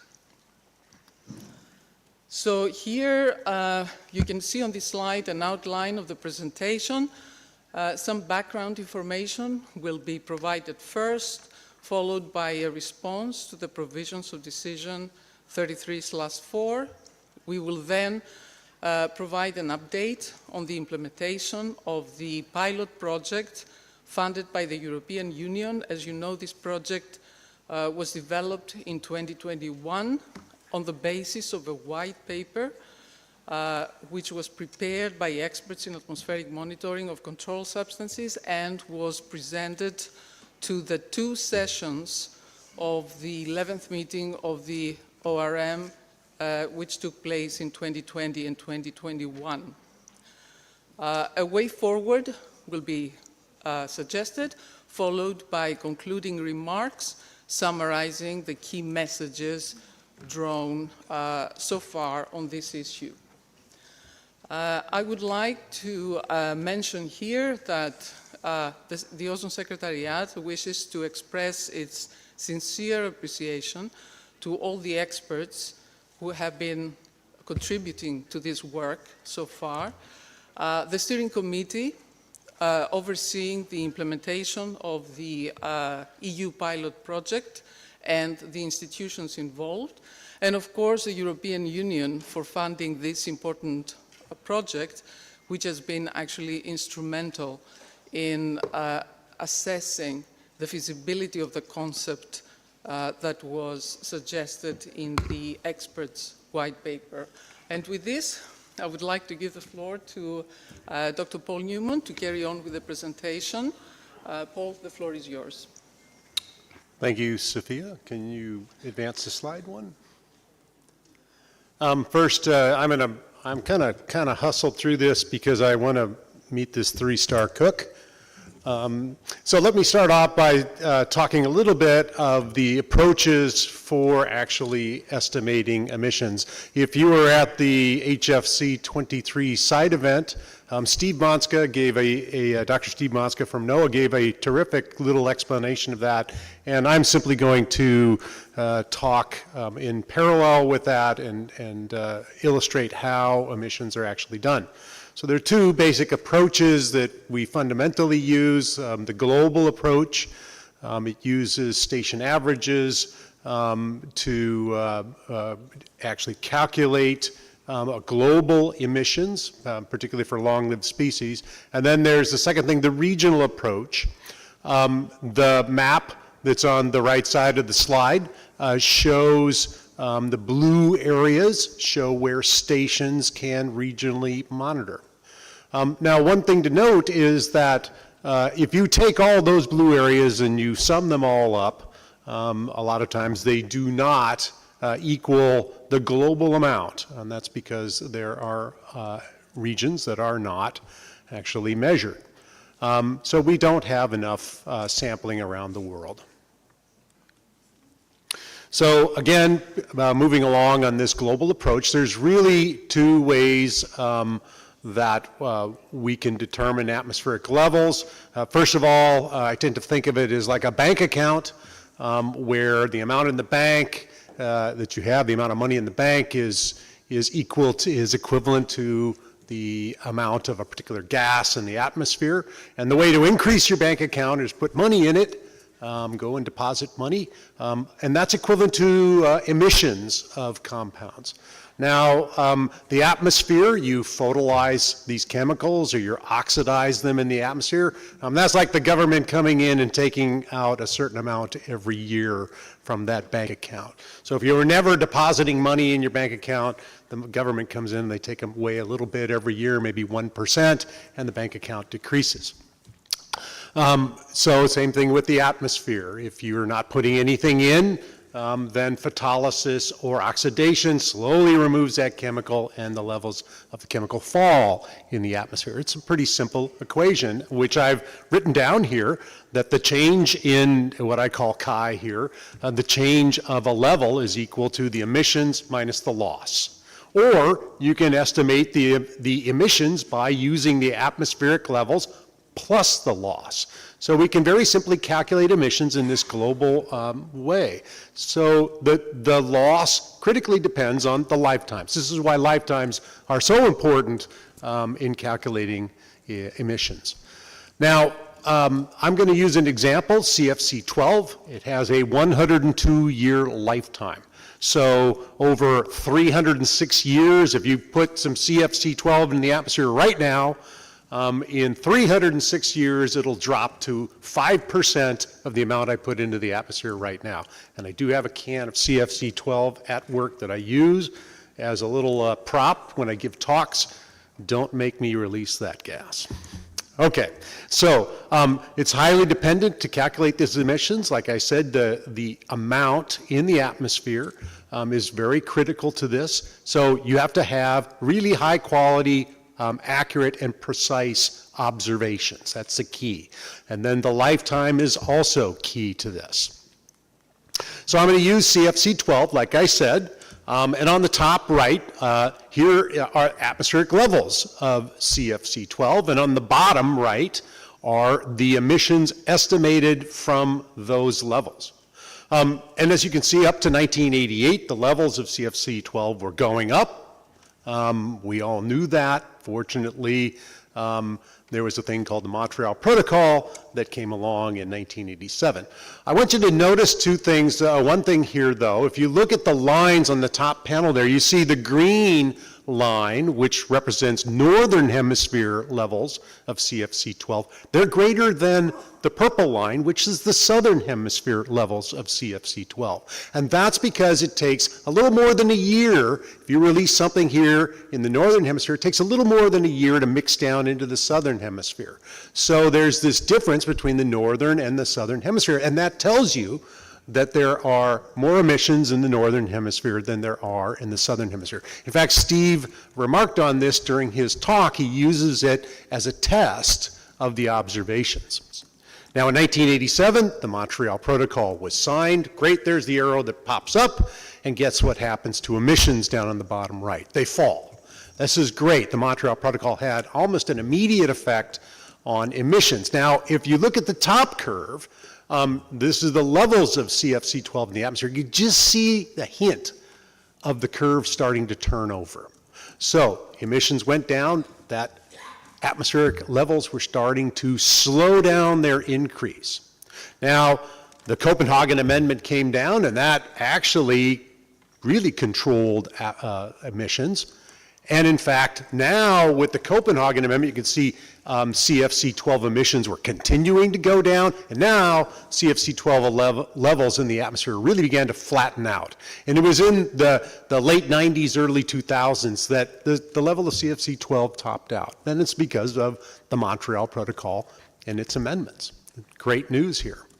Well, what about to present? Well, if you look now, you can see CFC12 is going down. And in fact, it's going down by about 1% per year, which we know from the 100-year lifetime, it should fall every year about 1%.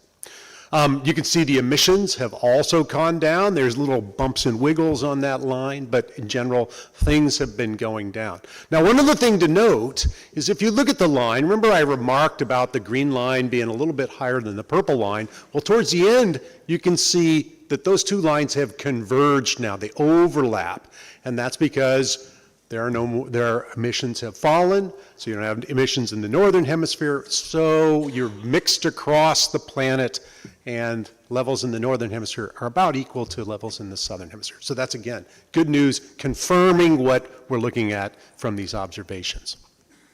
Okay, so what about regional emissions? I'm going to touch base on this. Now, this is a graph on the right. This is 4 stations. This is a figure that was provided to me by Steve Monska, and this shows levels of HFC 134A, in the United States from 4 different stations. And on the left is a map of the United States West Coast. And first of all, I'm going to tell you that the predominant winds on the West Coast come in from the west, so west to east. So you're bringing in air from the Pacific Ocean. And so this is air that hasn't really been exposed to emissions for quite a while. And in fact, if you look at the Trinidad Head, I put the big star there, you can see that there's not a lot of variation. This is pretty fresh air coming in from the Pacific Ocean. It hasn't had a lot of emissions. Now, there are 3 other stations here. There is Walnut Grove in yellow, there's Suto Tower in gray, and there's Mount Wilson there in orange. And you can see all these spikes there. So Trinidad Head is on the coast. It's getting pretty well-mixed air coming in. That's the blue line. But these enhancements that we see in these 3 stations have information about emissions there in populated California. So we can use these enhancements combined with the wind direction, where it's coming from along the coast, to estimate emissions. So very simply, that's how we do regional emissions. We use the winds, and we use the enhancements that we see from that blue curve. It sounds in principle, it sounds simple. In fact, in practice, it's quite complicated. And you've seen how emissions are regionally estimated from Gosan Station. It is actually a pretty good mathematical process, but it's pretty simple to understand in general. Okay, so now we have three things. First of all, I want to say that we do make measurements of CFCs and other ODSs from space, but it doesn't get well down to the surface, so it's not really possible to measure from space. We can use aircraft. Aircraft actually can do great measurements, but we can do measurements of ODSs and other Montreal gases from aircraft. But it's expensive and it's intermittent. It's tough to get airplanes to certain spots. It's expensive. Planes cost a lot of money. So we can do that. But so we're really using station measurements to estimate emissions. On the far left, you see what you get when you're measuring in an urban center. You can see that nice blue line. That would be like Trinidad Head. But if you're measuring in an urban center, you get these very high values. In the middle there is how we do regional emissions. I've used the United States as the example here, but we could do this anywhere in the world. You just have to have a station that's downstream that can measure these enhancements. And then there's the global measurements, for example, Trinidad Head, where we have a nice continuous increase. Now, here are the current, this is the stations as of 2020 to 2021. In the orangey color, I have, these are the A-gauge stations, and then in blue, there's blue diamonds, there's blue circles, and there's blue filled circles. Those are the NOAA series of observations. And if you have questions about NOAA observations, Steve Monska is the true expert. He's here. You can ask him about that. So that's the current state of our global network for measuring Montreal gases. So just the actions that have occurred in the last 5 years. You can see Steve Monska's paper on CFC-11. I have CFC-11 missions on the top right there. Well, Steve's paper appeared in 2018, and there was a whole series of things that happened over the course of this time period. We had a monitoring, we had the ORM report, you can see that there. We had a monitoring workshop. The EU came up with some money to do a pilot study, and the pilot study has started. And in fact, we're starting to make some measurements, and I'm going to show those in a moment, but we're here and doing the OEWG report. So what about regional monitoring? What do you need? Well, you need a good location. You need to do a modeling study where an observing system simulation experiment. So you actually use your meteorological information and models to kind of figure out what's the pattern that we're actually sampling at a station. And then, of course, we have to know, we want to be located where emissions are actually occurring. We need expertise. These require scientists. It's not simply hiring a guy off the street to do it. You need real scientific expertise, sophisticated analytical instruments. You need a tower, like you see in the middle. You want to get up a little bit above the surface, and you need, this is highly sophisticated instruments. You need air-conditioned rooms for it. So, options for regional monitoring, what does it take? Well, we have to measure very tiny amounts, and in fact, we've been hearing about parts per trillion. That is 1 part in 1,000 billion molecules. That's a difficult measurement to make. Anything can mess it up. So precision and accuracy, those really, as I've already talked about, those translate to emission amounts. Instrumentation and costs, lower initial costs if you have an established facility to bring your flasks to and analyze them. We can use those flasks to take a look. We can go to different parts of the world and do simple flask measurements to do some estimates about whether a spot is actually good for.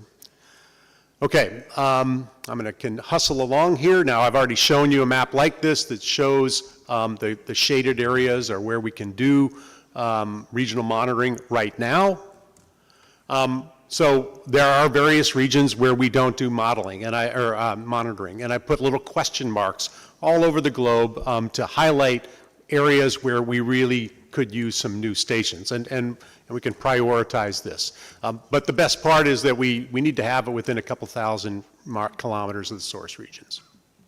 Just to show you some costs here, on the far left, we're talking about weekly sampling. This shows a case of 12 flasks.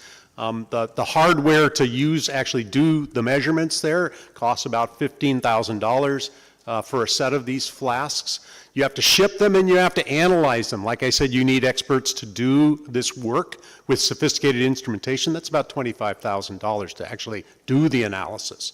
If you want to go to daily sampling, you don't need as many, you can reuse flasks and so forth, but shipping and analysis is going to scale up. On the right, we talk about the really high frequency, the Medusa measurements. One of those Medusa systems cost about $400,000. And of course, the operating costs, you need the personnel to run that, and you need a laboratory, or a place, a station that's fully equipped. So that's actually a bit expensive also. So now let me talk about the EU project, since I'm running out of time here. First of all, we identified some suitable locations where we could do flasks observations, because those were relatively inexpensive. We implemented the flask sampling measurement program in one country in particular, and we developed a collaboration plan. So we decided we were going to focus on the Northern Hemisphere, and we established a connection. So we actually did a number of studies. Dr. Jianzhang Sheng and Ron Prin from MIT and Cambridge did these studies, and we identified Bola Island in Bangladesh as a suitable site to do some observations. There's I have a little arrow drawn. This was done with Dr. Anita Gannison from the University of Bristol and Simon O'Doherty from the University of Bristol, in collaboration with Professor Abdus Salam of the University of Dhaka in Bangladesh, and we were making measurements at Bola Island. So on the left, there's the European Union flag, who actually provided the funding. On the right, the Bangladesh flag for the work of the University of Dhaka, and I'm sorry I didn't put the UK flag for the University of Bristol, but they get their logo there. Where we are right now, we've got 5 cases. We've done a number of samples. 36 samples are to arrive in Bristol at the end of June, so we've done 60 already. We've done the calibration and sampling. We're measuring approximately 40 gases. These are ODSs and HFCs. And I mentioned sulfur hexafluoride and carbon tetrafluoride also. There are about 4 or 5 chemicals that have slight problems. Again, I mentioned that it's 1 part in a trillion you have to measure. So these are hard measurements to make. And so now here are the data. On the green is from Cape Grim in Australia. On the top is Trinidad Head in California. I already showed some Trinidad Head data. And then in the middle is the Bola Island flask measurements. So Bola Island Station is in operation. It's making some measurements in a region that is undersampled. You can see that the blue dots from Bola Island are higher than what we see. This is for HCFC 22. You see they're higher than Cape Grim, which is what we actually expect. The data excursions from the red, so we have a few data excursions, but we don't have really extreme excursions, which would indicate location of large emissions. So the variations are probably due to meteorology. And again, I mentioned the calibration. High frequency observations would actually enable more science, but to be determined. So the pilot project is proving the feasibility. We would like to expand our regional monitoring sites to start looking at new sites. And we'd like to install some high frequency measurements at suitable stations and continue to provide information. So the assistance we need is actually for parties to identify suitable sites that we could use based on some of the criteria I've outlined already, and additional resources to actually make these measurements. So concluding remarks, I think you can all read these. Global emissions are well estimated.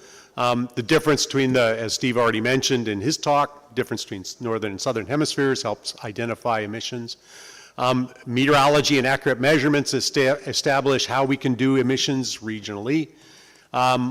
We can actually, if we were able to cover the globe with those shaded regions, then the sum of all the regional emissions should be about equal to the global calculation we already do.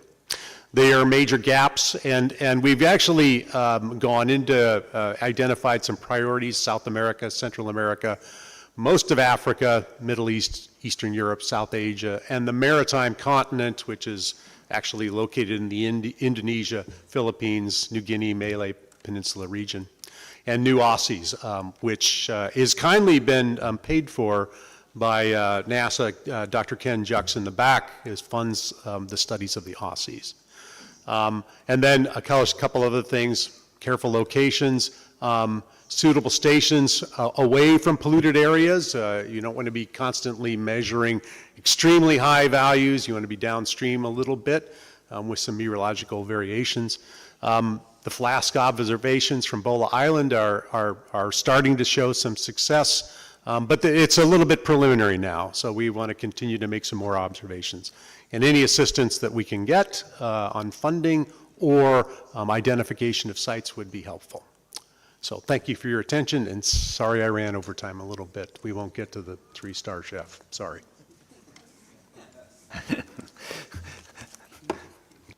Thank you for this interesting presentation, Paul and Sophia. And indeed, it's very good to see how gradually the gaps get covered.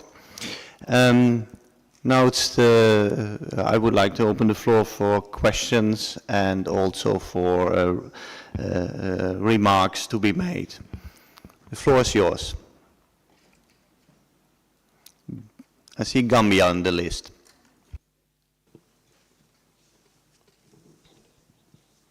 Okay.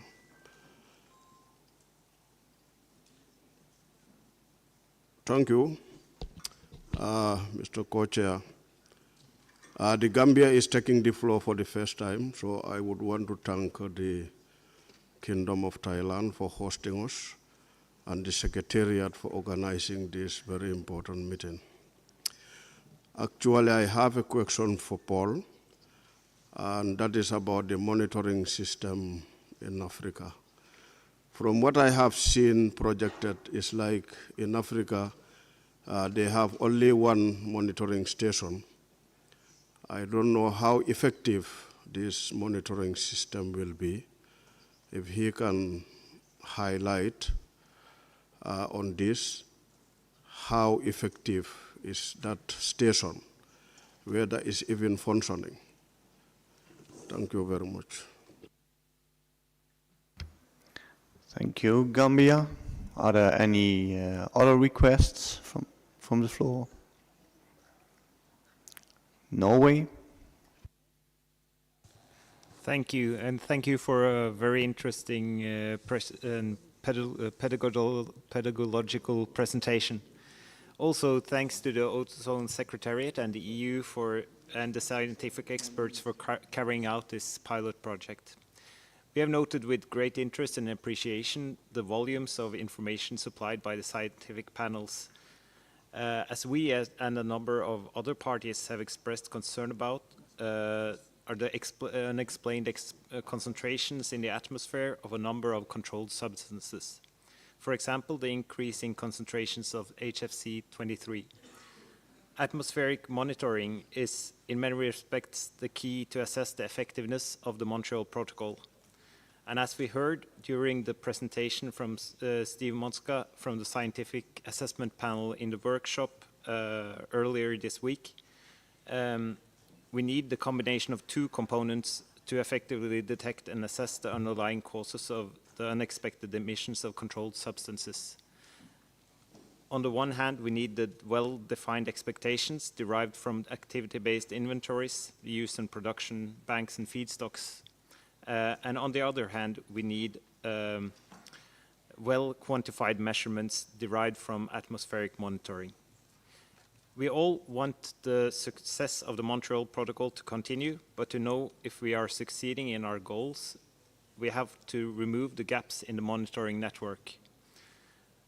Since the full recovery of the ozone layer will take several decades, long-term monitoring of ozone-depleting substances, HFCs, ozone, and UV radiation continues to be essential. We think that the pilot project that has been presented is a very good start, and we would be interested in discussing how we can move forward with the efforts to close the gaps in the monitoring network. So we suggest further discussions between parties and the scientific experts, particularly from the SAP, to find a practical expansion of the monitoring network. Norway is eager to continue discussions on this issue, but realizing that this meeting has already established quite a number of groups, we suggest that this important issue should be given time for further consideration at the latest at the MOP, but we are very open to continue discussions at this meeting as well. Thank you. Thank you. I just would like to see which parties would like to take the floor. Russian Federation, USA, and Tunisia. And then I really would like to conclude this item today, Australia. And then we run through them. Please be brief, and then Seb can answer. Russian Federation. Спасибо, господин. Thank you, Co-Chair. I have a question for the presenter. The World Meteorological Organization has a global atmospheric watch. Have you given some thought to using their network of stations that cover virtually the whole world? It seems to us that this might be a significant way of reducing the costs in terms of setting up monitoring through these stations. In my view, it makes sense to use what has already been established in other organizations. Thank you. Thank you. USA. Thank you, Co-Chair. Let me just say thanks to the SAP for their presentation, and also to, I think, with the EU working along with the government of Bangladesh and others on this sort of pilot project in Bangladesh. That's very helpful. We're certainly appreciative of the work going on there. I had a couple of questions maybe for the SAP. And then a couple of comments. So, Paul, you sort of spoke to a prior exercise you guys undertook, sort of trying to prioritize where to put monitoring stations. And I was wondering if you could speak to that a little bit more in terms of, you know, whether it's possible to identify a handful of priority sites that would cover in particular areas where areas of the globe where there's large production and consumption. And the reason I ask it is it's not just sort of a question of geography and the maps, but I also hear you saying there are requirements, both infrastructure requirements, but it's also having sort of a partner with the technical capacity to actually undertake and sustain the efforts to ensure that the monitoring can actually be done effectively and over the long term. So maybe that's one question, is if you could elaborate on that a little bit more. And then maybe secondly is whether there will be, so for the, you know, these quite helpful efforts that have been undertaken in Bangladesh with this initial flask sampling, whether there will be sort of an effort to, I don't know, maybe have some lessons learned based on the experience of how that effort went, which it appears was, you know, quite successful in producing some pretty significant results in terms of flask sampling. Those would be our two questions for the SAP. Just in terms of some specific comments, I would say generally we're in, I think, close alignment with Norway just in terms of, listen, we've got some real gaps in atmospheric monitoring that are of concern, and I think we as a body really need to come to grips with how we can go about expanding the coverage of monitoring networks, and that's no easy thing to do. But for this delegation, we actually think we need to start coming to grips with this, I think, in a much more specific way. And I think some of the information that we're seeing at this meeting and a number of different agenda items really compels us to think that we need to do more in this space. I think a part of that relates to some of the questions I was asking about how do you prioritize, filling some of these gaps. Probably we have more gaps than we have resources and ability to try to fill those gaps, but that doesn't mean we can't do something, even if we can't perhaps do everything that we might like to. So I think in saying that, I think we should spend some time this year thinking through how we can fill those gaps. And I think based on the presentation that I heard, there's several aspects of this we need to think through. Part of it is a prioritization exercise, but some of it, quite frankly, is just how we pay for this.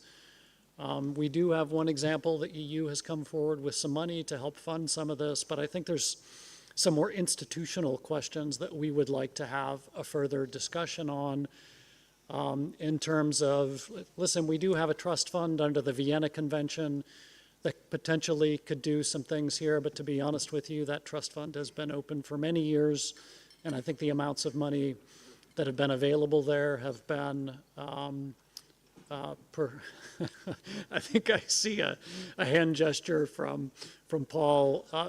I'm going to say the funding there has been insufficient. So, and that's not a bad idea. Listen, we opened up a trust fund. I think that's been able to help a little bit, but I think at this point we conclude that we probably need to do more here. I don't know the answer to that. We do, of course, have a multilateral fund that has substantial resources.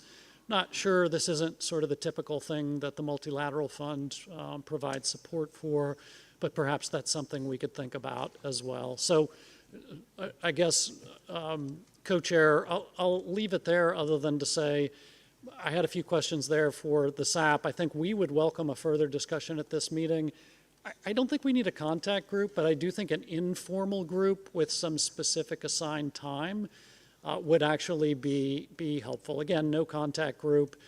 I would like to leave this agenda item open. We do not have a draft CRP right now, but based on if there was a discussion in an informal group, I would want to leave open the possibility that we could come back with a draft CRP. So I don't think this needs a huge amount of time here, but I think if, an hour or two could be provided for an informal discussion, that would actually be quite helpful. Thank you. Thank you. Tunisia. شكرا سيد رئيس المشارك كما أتوجه بالشكر كذلك إلى I'd like to also convey my gratitude to Paul for the presentation just made. My question is addressed to Paul. How can one calculate the reduction in the concentration of HCFCs, which represents 1% of emissions around the world? In other words, it's a very small number.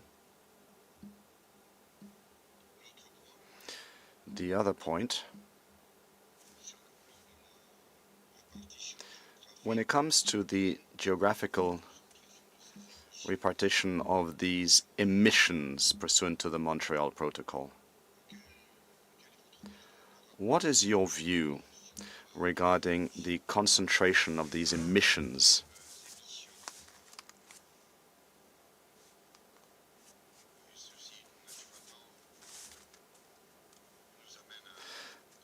Well, we have to, of course, look at the ways in which we can reduce these emissions in these areas where one finds high concentration of these substances. Thank you.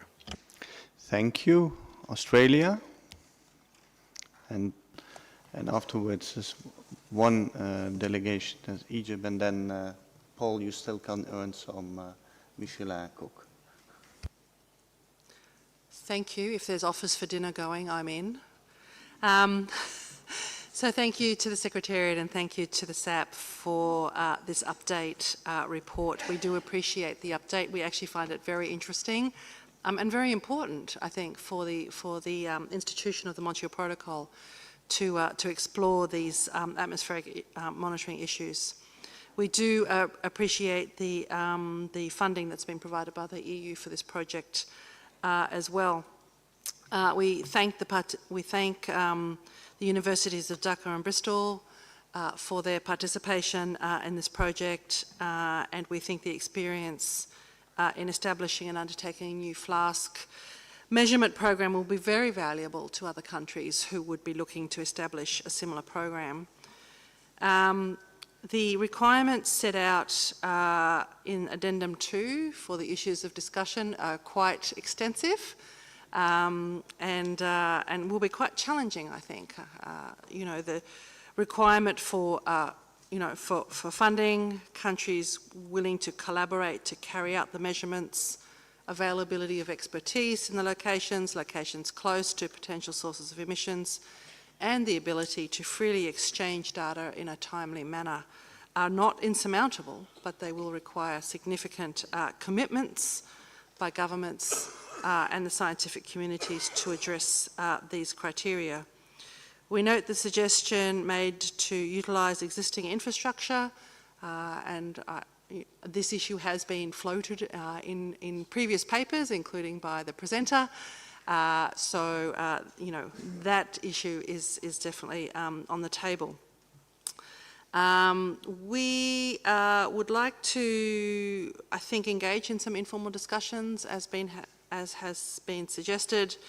I guess we're not quite sure what the situation is in relation to getting further updates on this report and how on this project, and how this project will be finalised and finished, lessons learned, detailed information for other countries who wish to undertake FLASK programs. And so I think we're sort of looking ahead in terms of that sort of technical information that might be really useful for other countries, and it would be good to understand whether we need to have another decision to get those updates, or whether you will continue to provide those updates as a matter of course. But we are interested in having some further discussions on the way forward, including on the funding issues, as the delegate from the US has said. We just note his reference to the trust fund. I think there's a bit of a chicken and egg situation with the trust fund. No money's being provided, but then no projects, or projects that there's no money provided for projects that might be considered valuable by other parties. So I think we need to really think through how that trust fund might be able to be better organised in order to perhaps think about receiving more funding for valuable projects like these ones. So I'm sorry for taking a few extra minutes, Co-Chair. Thank you, Egypt, and then I go to Seth. Co-Chair, and thanks for Secretariat and for the CIAP, and many thanks for the presentation, Professor Paul. My intervention is in the same line with what we heard from distinguished delegate from USA and Australia. It's a matter of clarification. This valuable effort and very needed, how we fund it? Do we have criteria for funding your work or effort, or it is just random and whoever would like to contribute, the party or the World WMO or the trust fund. But this is my question. Do we have criteria who will be responsible for what or something like that, or it's just leave to random? Thank you very much. Thank you. And then I would like to go to SAP and conclude the meeting. Thank you. So a couple of quick things. The distinguished delegate from Gambia asked about how effective is the African station. Fortunately, the man who is actually in charge of that station, Professor Bonfi Safari from the University of Rwanda, he is also co-chair to the SAP, and he is in charge of that station. There have been some problems with the station, but I very quickly, Bonfi, if you can intervene here to give a very brief description of your station in Rwanda.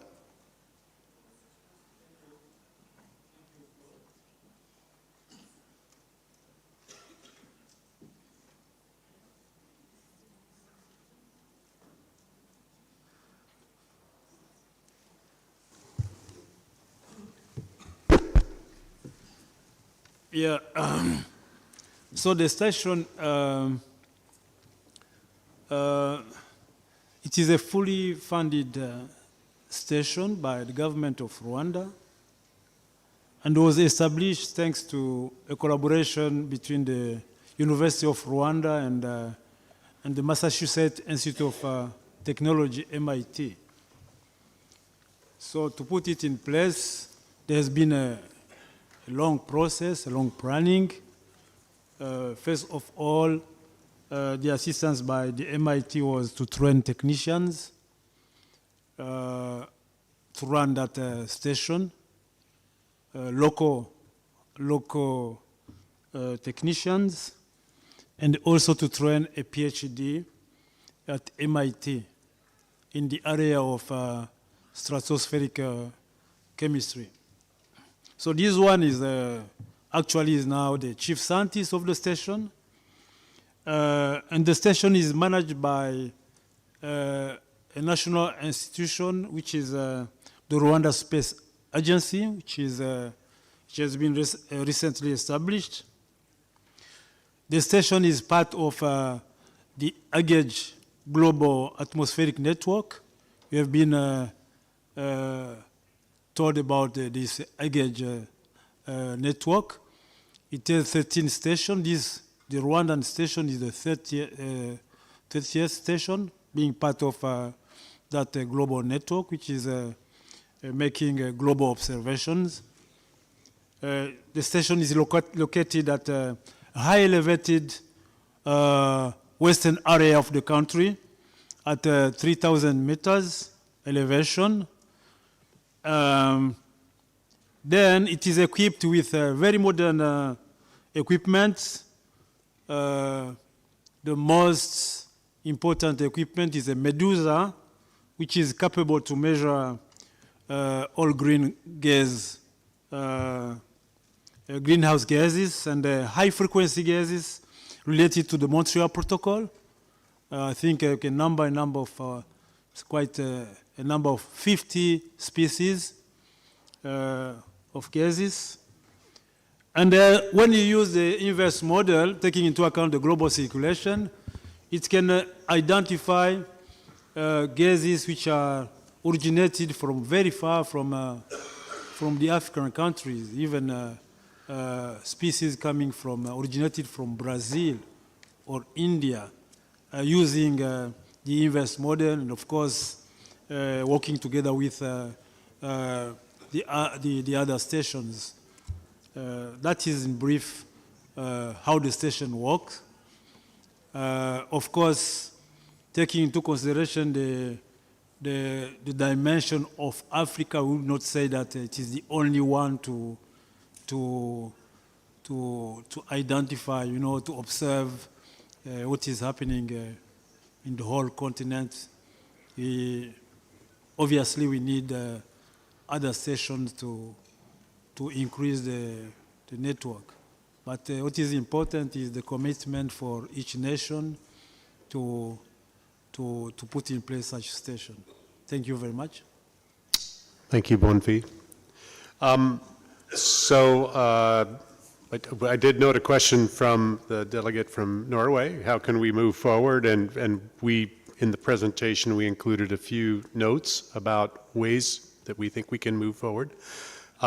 Russia Federation, the distinguished delegate from Russia, noted the WMO set of stations. In fact, we've been talking to the WMO set of stations. Certainly, they have technical people that could help us. So, in fact, that's a good idea, and we have been doing a little bit of work with them, and we've certainly considered the WMO set of stations. I mean, they're basically set up for meteorology. They're moving towards greenhouse gases, primarily CO2, N2O, methane, and so forth. But the ODSs and Montreal gases would be important to them. The USA speak to identifying a handful of sites. In fact, one of the reasons we chose Bola Station is because of its location, which is undersampled. And I put the one graph that had a series of question marks. As we noted, Eastern Europe, we could use better coverage there. Certainly North Africa would profit. South Africa would be another good spot. We also heard in the HFC 23 side event that was Dr. Stephen Monska talked about it, and we heard that there are 2 new China sites on the coast of China that I would be very enthusiastic to see the observations from that. Will there be a lessons learned? I think the U.S. delegate asked about that. The answer is yes. One of the things that we gained some good knowledge about is the costs associated with running these flasks. So yes, we get, I believe it's monthly reports that we get from Dr. Gannison from the University of Bristol, and we're compiling that information. So yes, there will be a lessons learned. I think that also addresses the question from Australia. Tunisia, the delegate from Tunisia asked about how do we calculate the reductions in HFCs. As I mentioned, the measurements are on the part, our measurements have to be able to detect 1 part in a trillion. And this is very, very difficult to do, but in fact, that's what's done. These instruments, these are very sophisticated instruments, but they can make accurate detections at that level. So that's, I don't want to go into the technique of how you do it, but let's put it this way, it's a very sophisticated technique to measure at that level. But it's been done since we've been measuring at these very, very low concentrations since the early 1970s. In fact, the paper from Molina, Jim Lovelock designed the ECD detector, which allowed him to measure CFCs for the first time.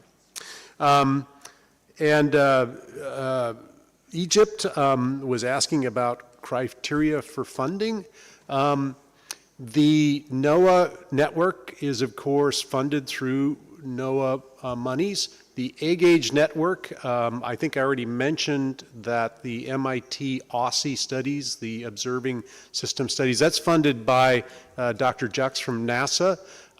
But the various countries, for example, Gosan Station is funded at South Korea. There is no broad funding source for these networks. It is done country by country. So there isn't an overarching organization that provides funding, and it very much is organized, I think, at more of the scientific level than at the international level. that's the responsibilities are really borne by the individual countries. As Professor Bonfi Safari pointed out, it's Rwanda that funds that station there in collaboration with the Massachusetts Institute of Technology. I think I've covered a lot of these questions. Perhaps I can mention that just following up on the question, some of the questions that the distinguished delegate from Australia brought up. So this EU, first of all, the decision asked us to provide a progress report to the 44th open-ended working group meeting, and now is the report, presumably the final one. So, of course, it's up to the parties to decide whether you want us to provide further updates in a formal way through a decision. Now, this project is a 3-year project, the pilot project. It started in August 2021. And it's supposed to finish in the end, August, the end of July 2024. So you may wish to take this into account. Thank you. Then just to conclude this meeting, we are over time, so what I would like to suggest as a way forward, we have to, we had a consultation among each other. We think there could be indeed an informal group just to discuss this, but I really would like to say that we are really running out of time, and the amount of groups is going up and the time is going down. And at a certain moment there will be a clash between that. So we have to be careful and be very prudent with our time. So I also would like to ask everybody also when we convene tomorrow that we could proceed as quickly as possible, because then there is more time for contact groups. But that's how we see it. And I would like to thank the interpreters for staying a little bit longer. Thank you.